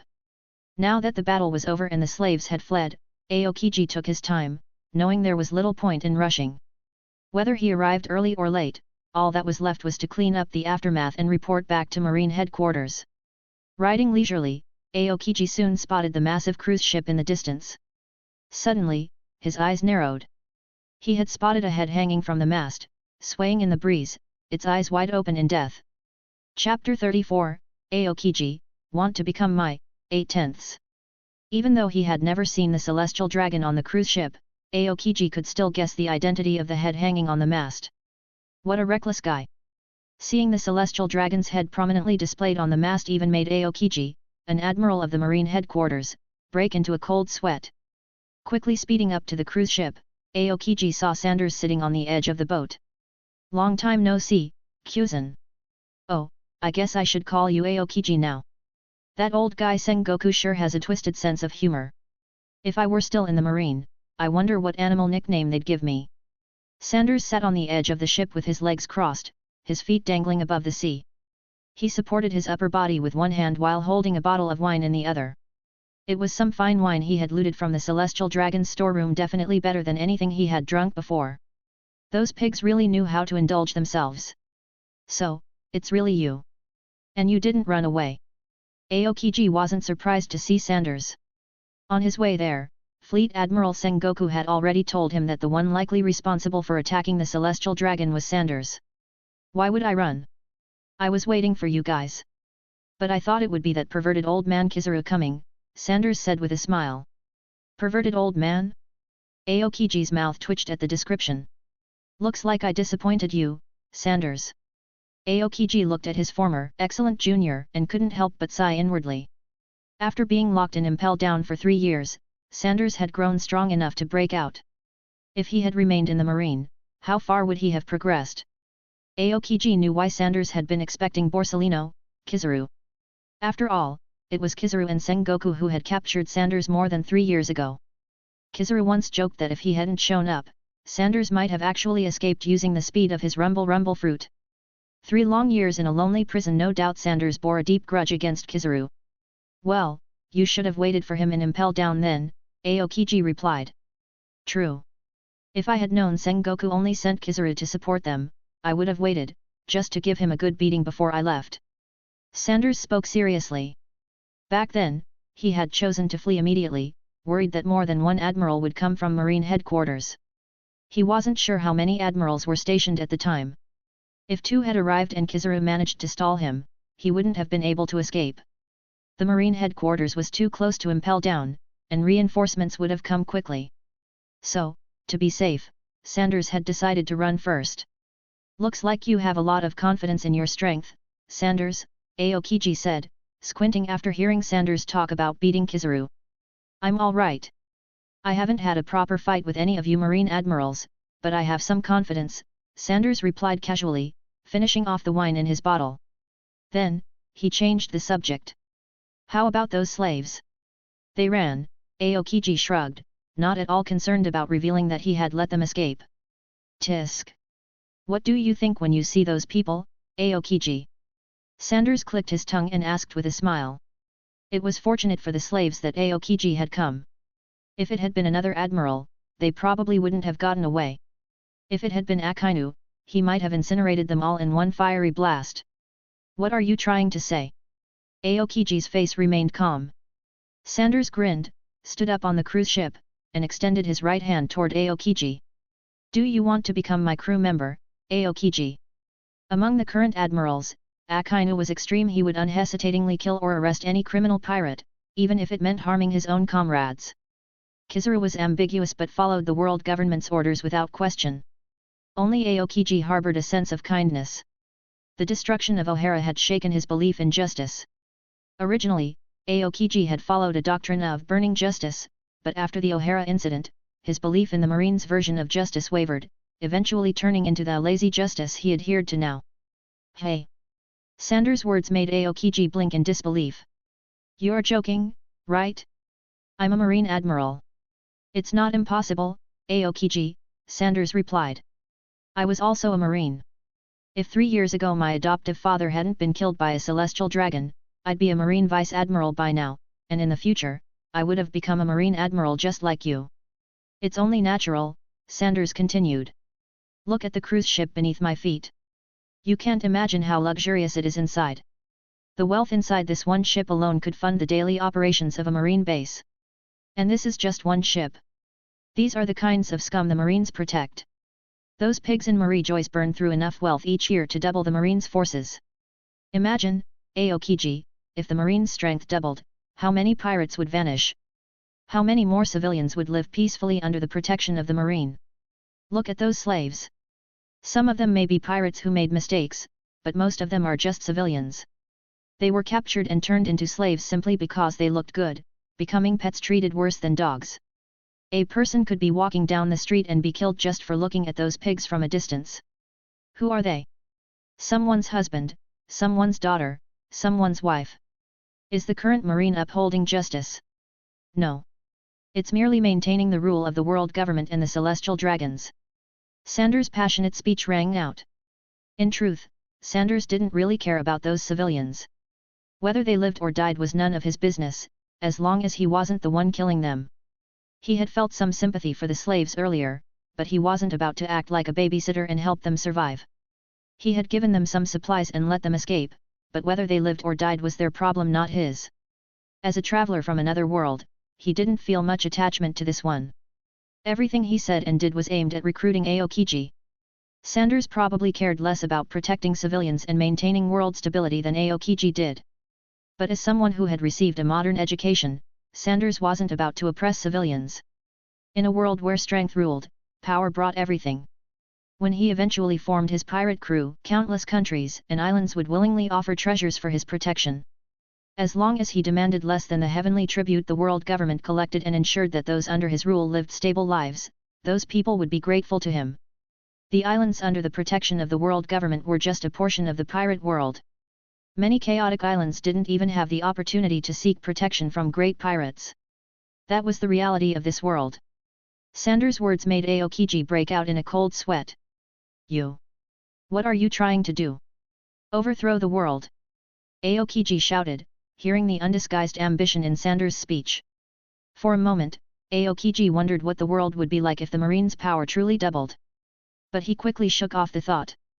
In his eyes, Sanders was just another madman trying to overturn the world, no different from the four emperors.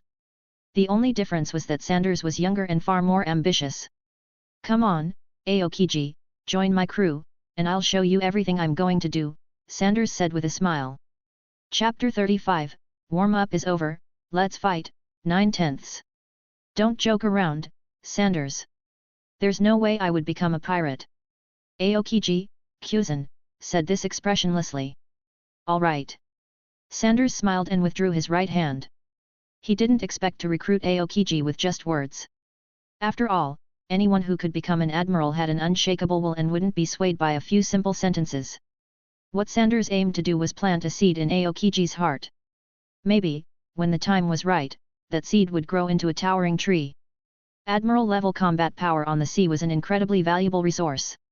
To be honest, Sanders felt a bit frustrated at this point. Despite his efforts, none of the people he tried to recruit had joined his crew. After all this effort, he was still all alone. Part of it was because his standards were too high. He had no interest in trash or weaklings. So, are you going to arrest me for killing a celestial dragon, Aokiji? Of course. Aokiji nodded, still expressionless, with half of his body already covered in ice, radiating cold air. As an admiral of the Marines, there was no way he could ignore a pirate with a bounty issued by the Marines. Additionally, Fleet Admiral Sengoku had instructed him to assess Sanders' true strength.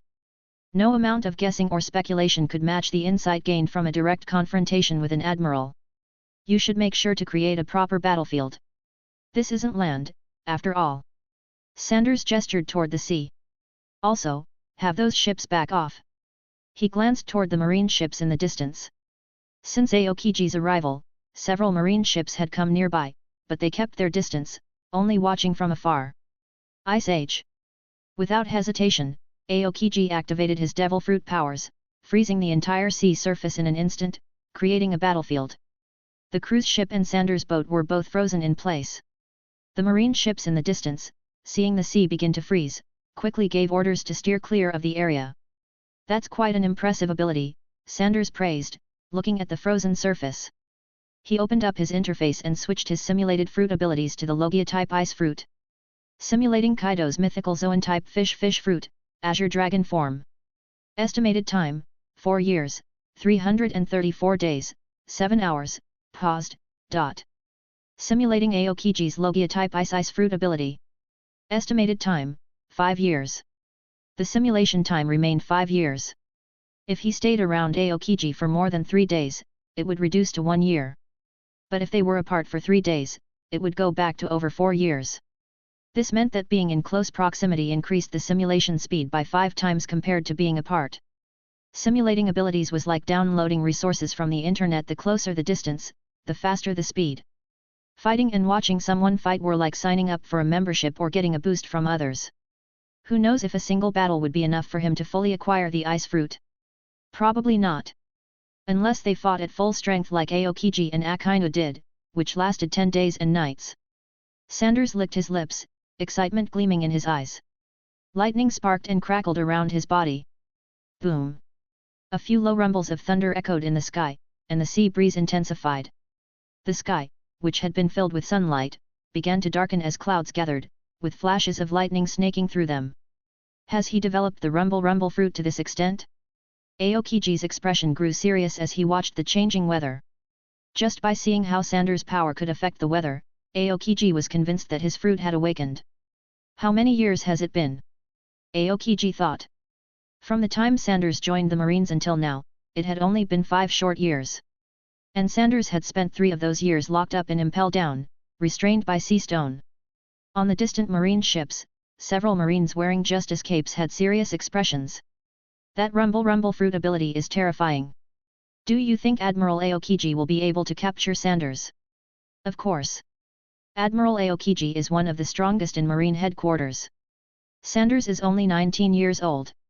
There's no way he's stronger than Aokiji.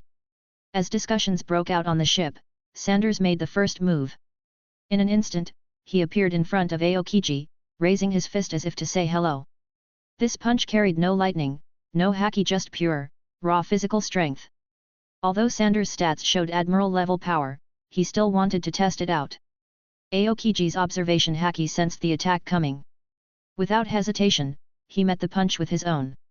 He didn't understand why Sanders was doing this, but since his opponent wasn't using any powers, he wouldn't either. An admiral still had pride to maintain. Their fists collided. What they?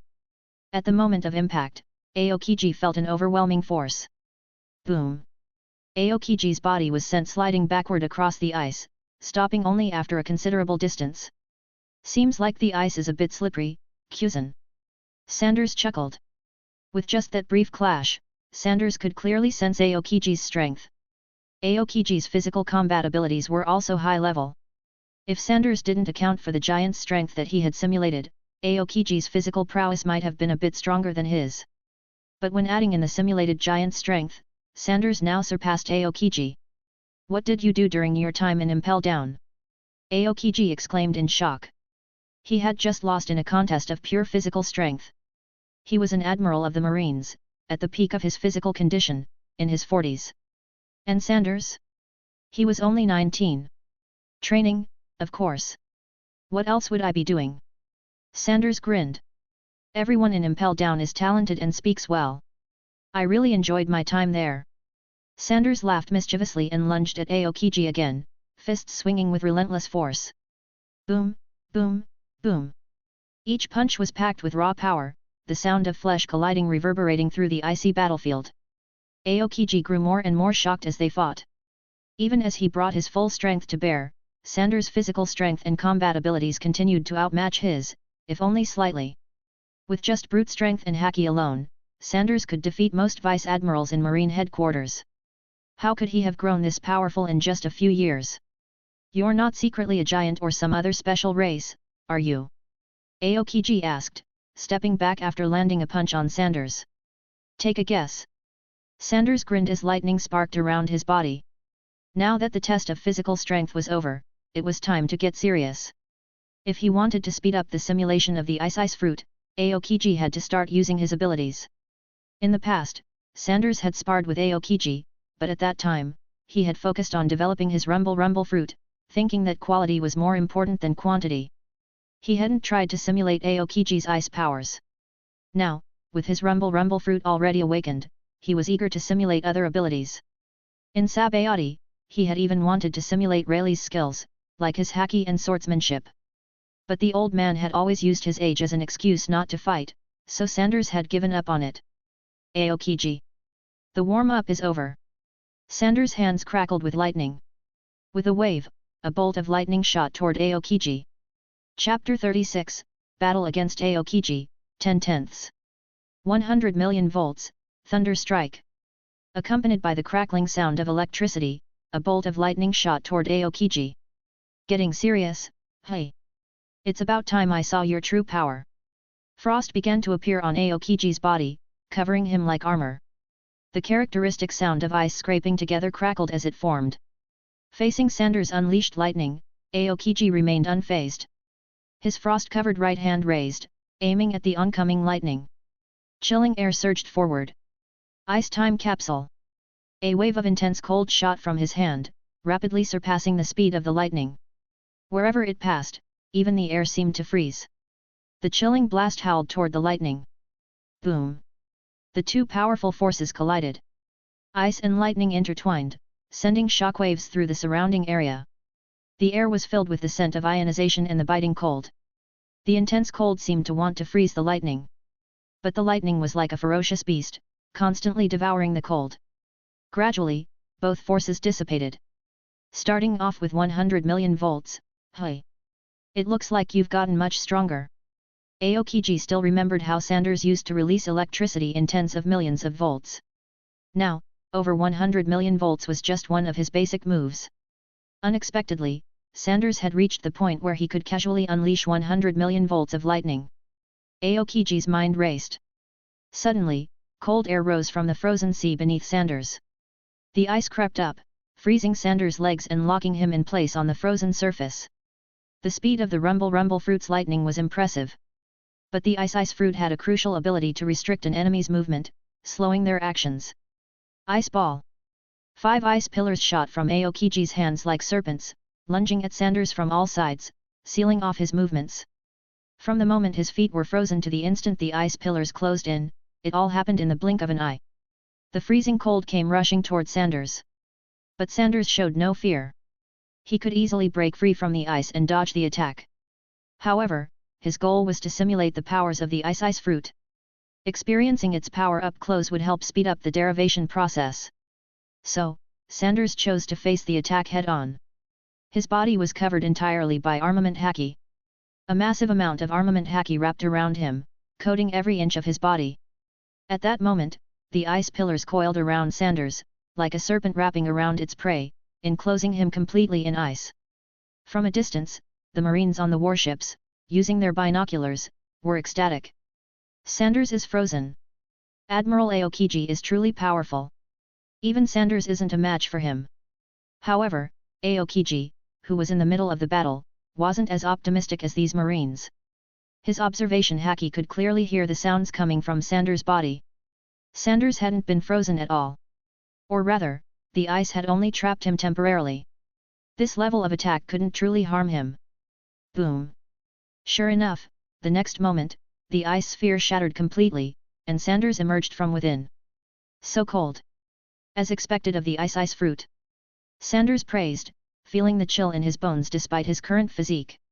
Anyone else would have been entirely frozen by now.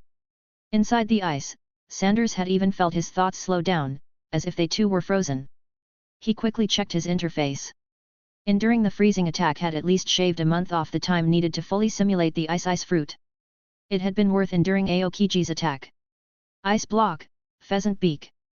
Aokiji wasn't surprised to see Sanders break free from the ice sphere. If Sanders could be defeated that easily, he wouldn't have escaped from Impel Down. An endless surge of cold erupted from Aokiji's body, forming a massive ice bird that screeched toward the sky.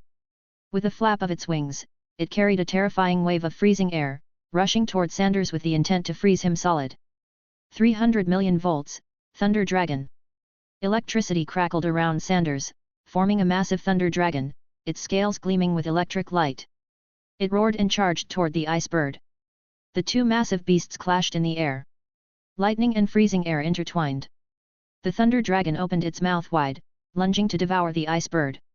But the ice bird was not to be outdone, emitting freezing air that clashed violently with the thunder dragon.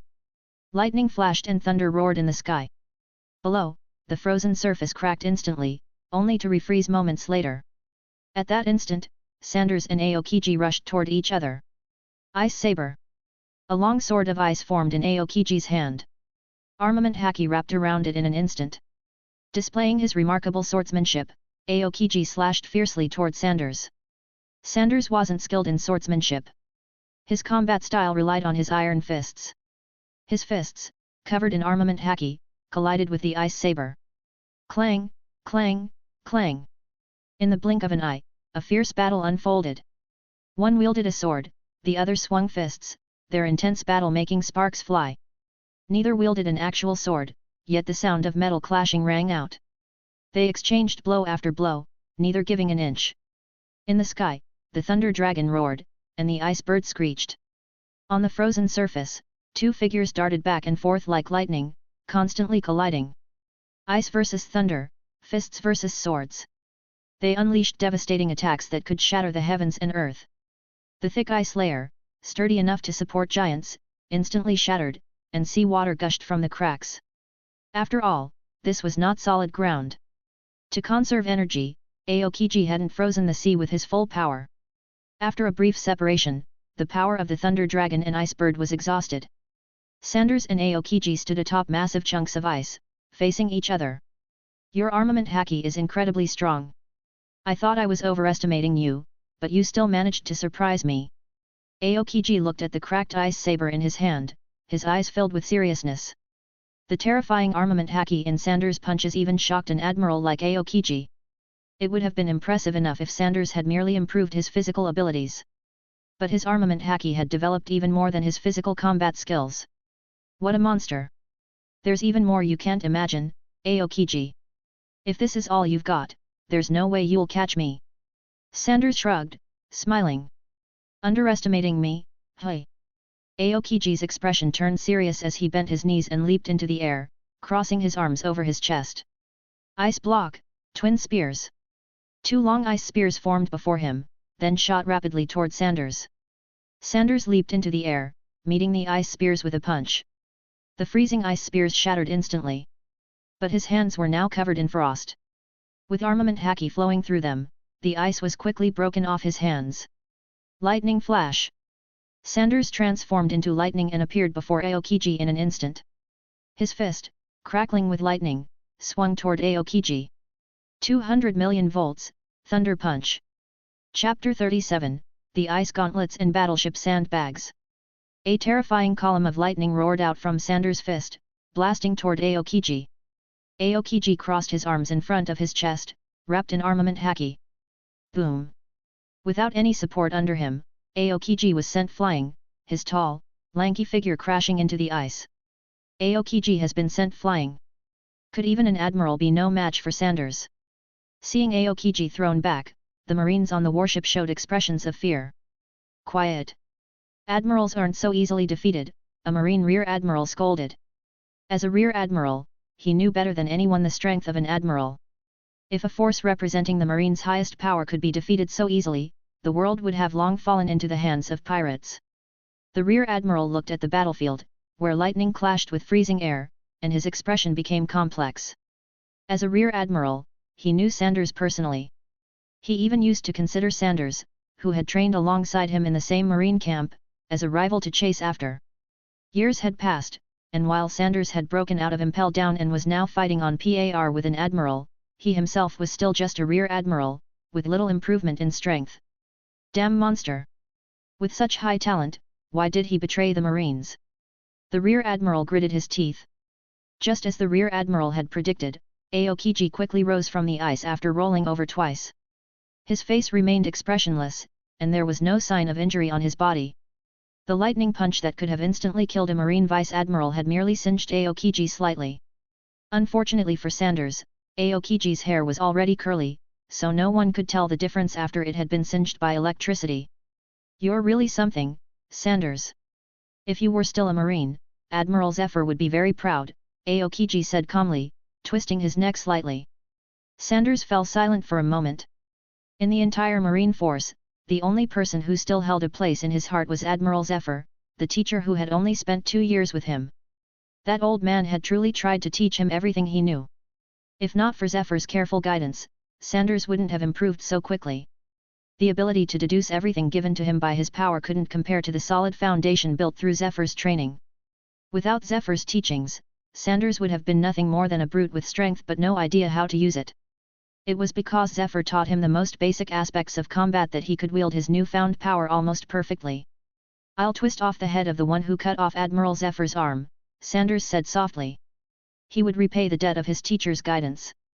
Aokiji was slightly taken aback. You know about that? Sanders, I know more than you think. Had he not been imprisoned in Impel Down, he would have stopped that tragedy from happening. But it wasn't too late now. Who says an arm can't grow back? Aokiji remained silent, his hands starting to elementalize. Ice gauntlets.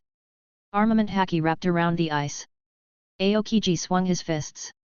He was, after all, also skilled with his fists. Sanders' eyes narrowed as he dodged, reappearing in front of Aokiji. His lightning-wrapped fist crashed heavily into Aokiji's face. Thunder punch. Ice punch. Aokiji didn't dodge. His own fist, encased in ice and armament haki, smashed into Sanders' face. Boom! The ice fist, wrapped in armament haki, struck Sanders' face, making him feel like his head was about to explode. His consciousness faded for a brief moment, and Sanders was sent flying. Aokiji swayed slightly and took a small step back. My fists have spent countless nights using battleships as punching bags. Aokiji muttered softly as he looked at Sanders, who had crashed onto the ice. Shaking off the dizziness, Sanders climbed back up from the ice. This was the first time he had truly suffered since breaking out of Impel Down.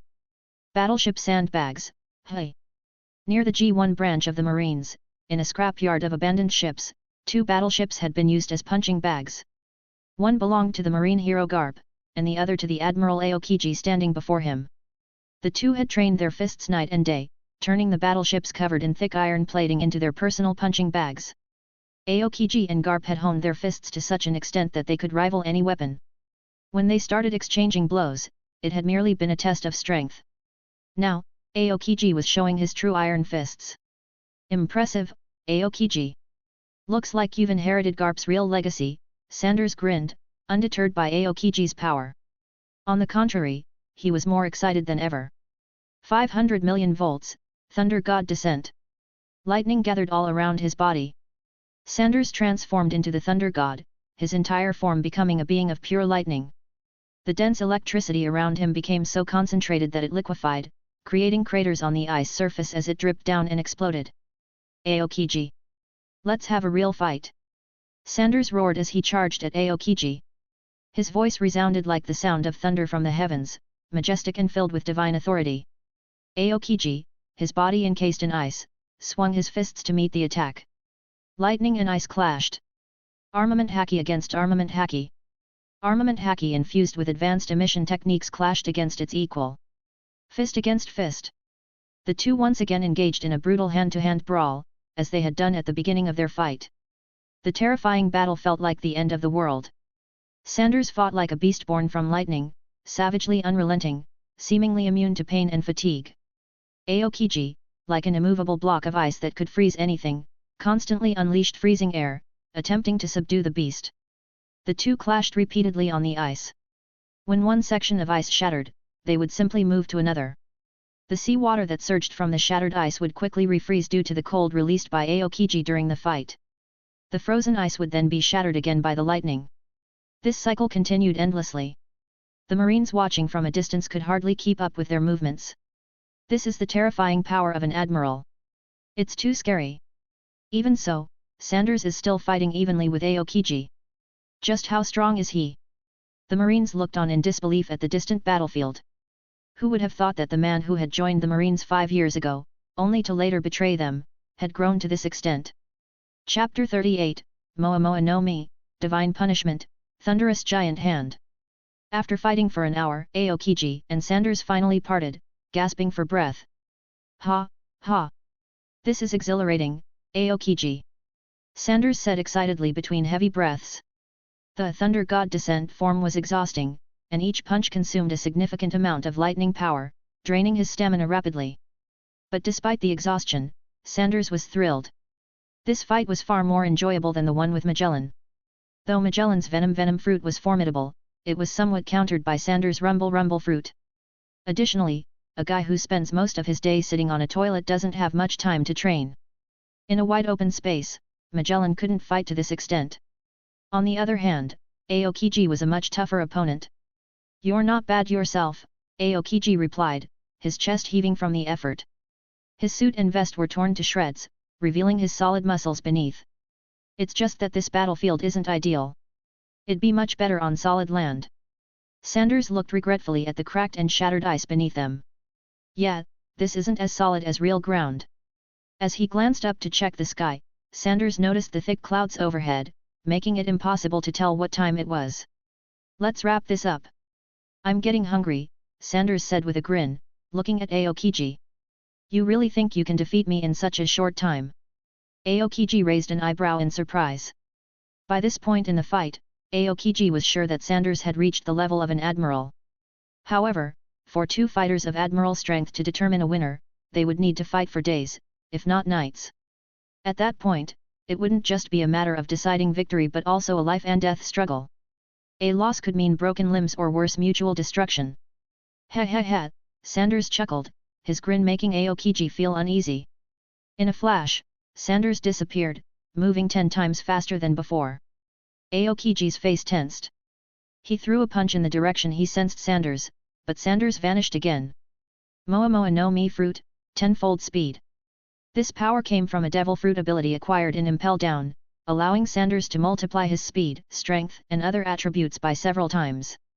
This was the first time Sanders had unleashed this power in battle. Already fast due to his rumble fruit, the Momo fruit's boost now made Sanders' speed utterly unimaginable. Even Kizaru would be left in awe. Sanders appeared instantly behind Aokiji, his fist, carrying immense power, crashing down. Moa Moa no Mi fruit, tenfold strength.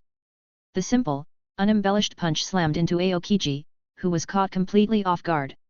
His face twisted in shock. How is this possible? He's been hiding his true strength. The unexpected force felt like being crushed by a mountain. Blood spurted from Aokiji's mouth as he was hurled into the distance. Before Aokiji could even hit the ground, Sanders vanished and reappeared, following up with another punch. Moa Moa no Mi fruit, tenfold strength. Boom! Aokiji was slammed into the ice below with such force that spiderweb-like cracks spread across the frozen surface, embedding Aokiji into the ground. Caught completely off guard by Sanders' sudden surge of power, Aokiji had no time to react. Sanders stomped toward him, aiming to crush him further.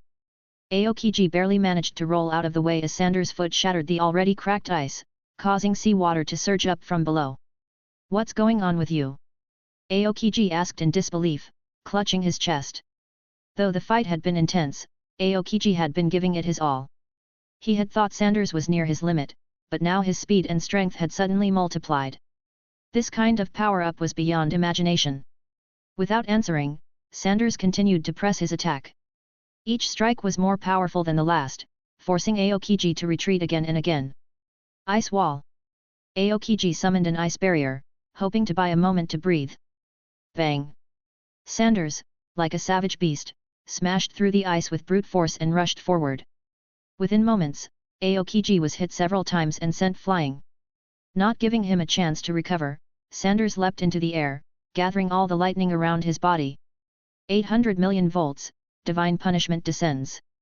The clouds above crackled with electricity, and massive hands made of pure lightning formed from the sky. Under Sanders' control, the giant hands descended toward Aokiji. Ice Age. Aokiji released an overwhelming surge of cold air to counter the thunderous hands.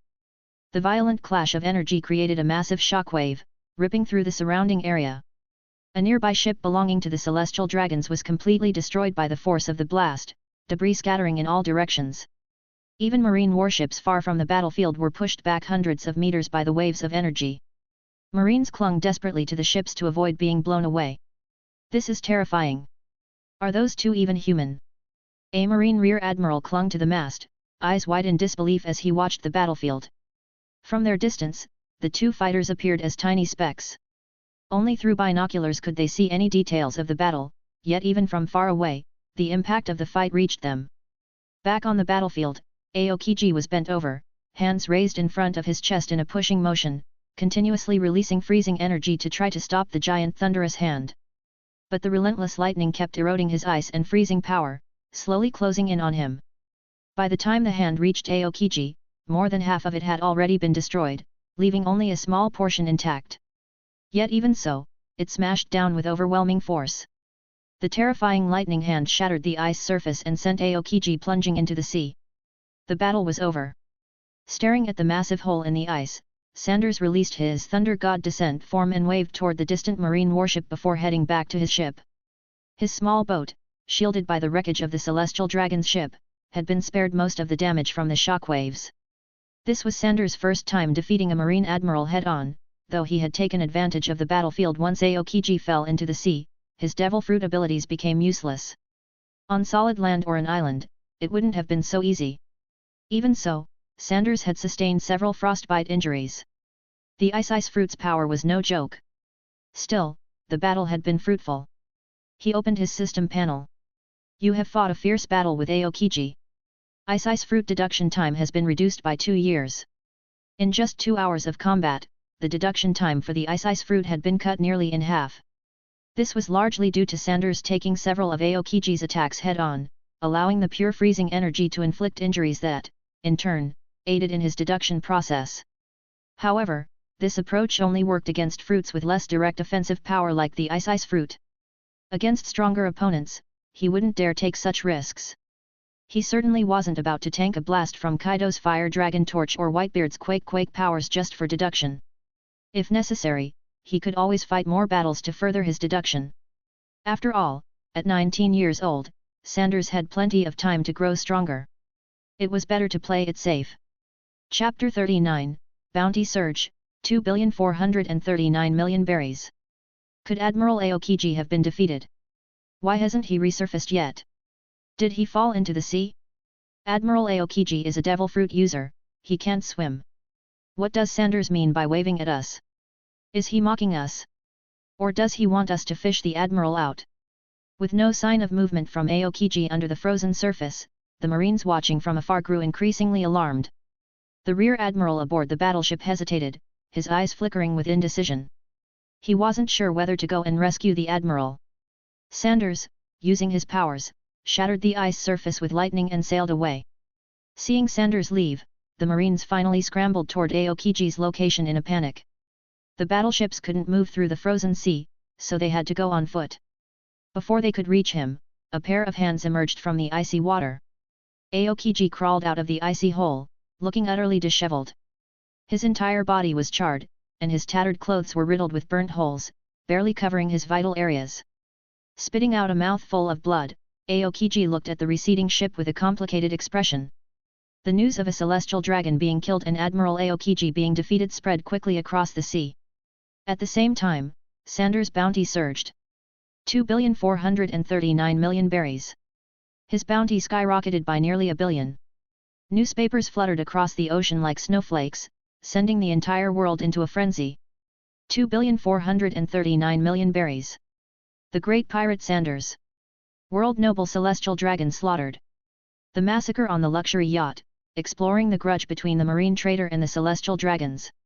Marine Admiral Aokiji defeated. A new top-level power emerges. Everyone who read the shocking headlines was left in disbelief, stunned by the explosive news. Wait, are you serious? Sanders actually dared to kill a celestial dragon. How is he not afraid of being hunted by the admirals? Oh, right, he beat Admiral Aokiji, so I guess he's fine. No way. That's one of the highest-ranking powers in the Marines. How could Sanders have defeated him? Isn't he under 20 years old? This is unbelievable. His bounty shot up by nearly $1 billion berries in one go. Ha! No wonder that Marine prodigy Sanders betrayed the Marines. Turns out the celestial dragons killed his adoptive father. The Marines and the world government are such idiots. If I were him, I'd betray the Marines too. With talent and strength like that, why wouldn't he seek revenge? Nobody could believe it. The man who had just escaped from Impel Down and refused to join Kaido's beast pirates had immediately turned around and killed a celestial dragon. A celestial dragon, one of the world nobles who had ruled for centuries. And Sanders didn't hesitate at all in killing one. Not only that, he had fought Marine Admiral Aokiji in an all-out battle on the sea. And he won. Only now did people understand why the Marine prodigy Sanders had betrayed the world government.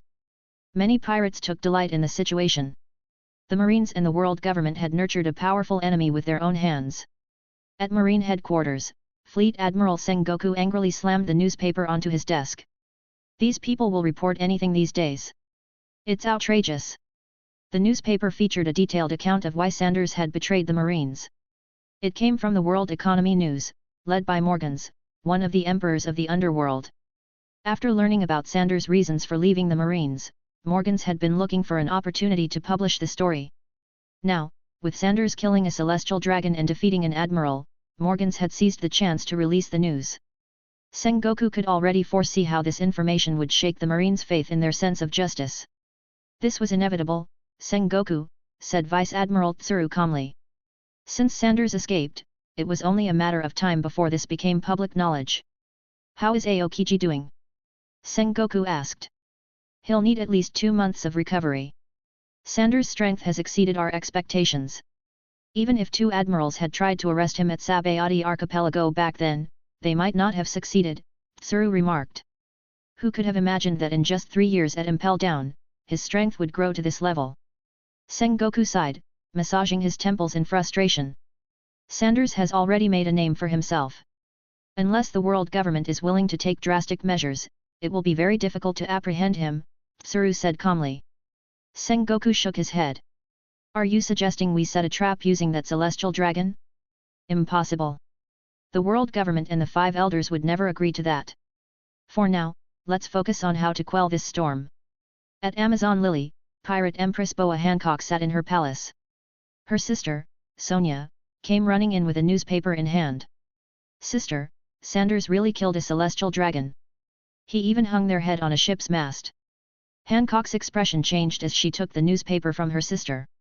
Someone actually dares to defy those world nobles. Her hands trembled as she clutched the newspaper, her knuckles turning white from the pressure. At Dressrosa, Don Quixote da Flamingo grinned maniacally, his face alight with amusement. Phew phew phew phew. Kill them all. Slaughter those bastards, Sanders. Overthrow the entire world. While others were shocked by Sanders' audacity to kill a celestial dragon, Doflamingo, who had long suspected it, was only excited. He wasn't the only one. People who had been persecuted by the celestial dragons were also quietly celebrating. For the first time, they saw that someone actually dared to strike down a celestial dragon. Many prayed that Sanders would kill even more of them.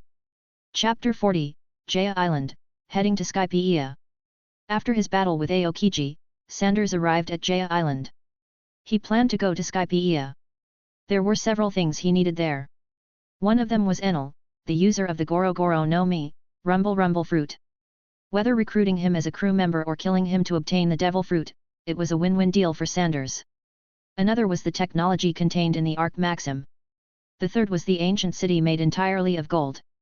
He wanted to build his own power, and having no money simply wasn't an option. The vast amount of gold in Shandora would be enough for his initial needs. There were two routes to Skypiea. One was through the regular sea route, departing from the White Sea, which would lead to encountering numerous sky islands along the way. The other was by using the monstrous knock upstream near Jaya Island. The normal route would take too much time, and Sanders wasn't interested in that. So he chose Jaya Island. Before his ship even reached the shore, Sanders saw a castle-like building on the coast. Upon landing, he quickly realized that the castle was merely a massive wooden board painted to look like one. Behind the board was a small house. This was the residence of the descendants of Mont Blanc Noland, the famous Liar King. Sanders had come specifically to find them. Although he knew that the knock upstream would appear, he needed someone familiar with it to tell him when. After waiting by the shore for a while, a man with a diamond-shaped face and a chestnut-shaped hairstyle leaped out of the sea. This man was none other than Mont Blanc Cricket, the descendant of Mont Blanc Noland. Cricket had spent his life fighting against fate, trying to prove the existence of the City of Gold and break the curse on the Mont Blanc family. When he saw someone standing on the shore, he was surprised. "Are you looking for me?" he asked. "I intend to use the knock upstream to reach Skypiea, so I've come to ask for your help," Sanders replied directly. "Skypiea? That's just a legend," Cricket scoffed, mocking himself. "Besides, using the knock upstream is way too dangerous. One misstep and your ship will be destroyed, with no survivors. You should give up. Skypiea is real. The City of Gold that Noland spoke of is real as well," Sanders countered. "You know about Mont Blanc Noland, the Liar King? Then you should know that all of that is just a myth," Cricket said, lighting a cigarette. "The City of Gold was blown to Skypiea by the knock upstream. That's why it disappeared," Sanders explained. Cricket froze, his hand holding the cigarette paused. He stared at Sanders. "How do you know that?" Up until now, Cricket had always believed that the City of Gold had sunk to the bottom of the sea. The gold he had salvaged from the ocean seemed to support this theory. But now, someone was telling him that the City of Gold had been blown into the sky by the knock upstream. "I've been to Skypiea," Sanders lied smoothly, knowing it would make his story more convincing. "You can reach Skypiea by departing from the White Sea," Sanders added. "You've actually been to Skypiea?" Cricket's expression grew excited. Because of his ancestor, Mont Blanc Noland, his family had been scorned for generations. His childhood experiences had made him determined to settle things on Jaya Island, even at the cost of parting ways with his former comrades. Now, hearing someone say they had been to Skypiea meant that his ancestor hadn't lied. The City of Gold really existed. "I've been there. I have no reason to lie to you," Sanders nodded. He took out his bounty poster, holding it up with a grin. "Besides, you're not important enough for me to deceive." Cricket's eyes widened as he stared at Sanders, comparing him to the image on the bounty poster. 2,400,000,000. You're that Sanders who escaped from Impel Down." Cricket couldn't believe the young man standing before him was the infamous pirate with a bounty exceeding 2 billion berries. Sanders pocketed the bounty poster and said, "That's me. Now you believe what I've told you, right?" Noland wasn't lying. Power commands credibility. What a prominent figure says is naturally more convincing than what an unknown person says. With a bounty of over 2 billion berries, there weren't many people in the world with a higher bounty than Sanders. In the eyes of the sea, he was a major figure, and his words carried weight. Cricket stood in stunned silence for a moment, mumbling to himself. Noland wasn't lying. Skype really exists. The city of gold is real. Then he burst into an emotional shout, his eyes brimming with tears. For 400 years, his family had endured the weight of unjust accusations. For 4 centuries, they had borne the insults and ridicule of others.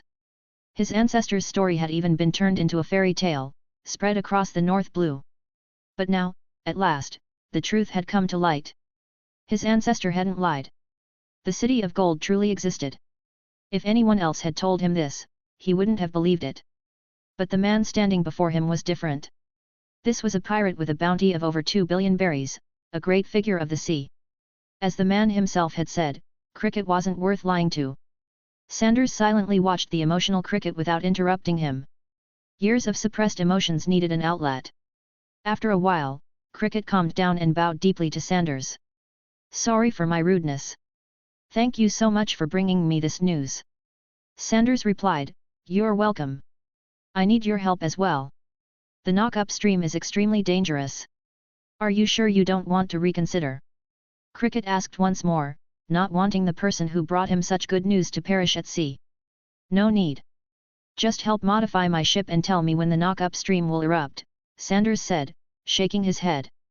With his strength, even if he failed, he wouldn't die. All right. I'll make some modifications and have someone take you to the knock upstream, Cricket agreed, seeing that Sanders was adamant. Soon after, Cricket called his men over and they made the necessary adjustments to Sanders' ship. Once they had calculated when the next knock upstream would occur, the Saruyama Alliance escorted Sanders to the eruption site.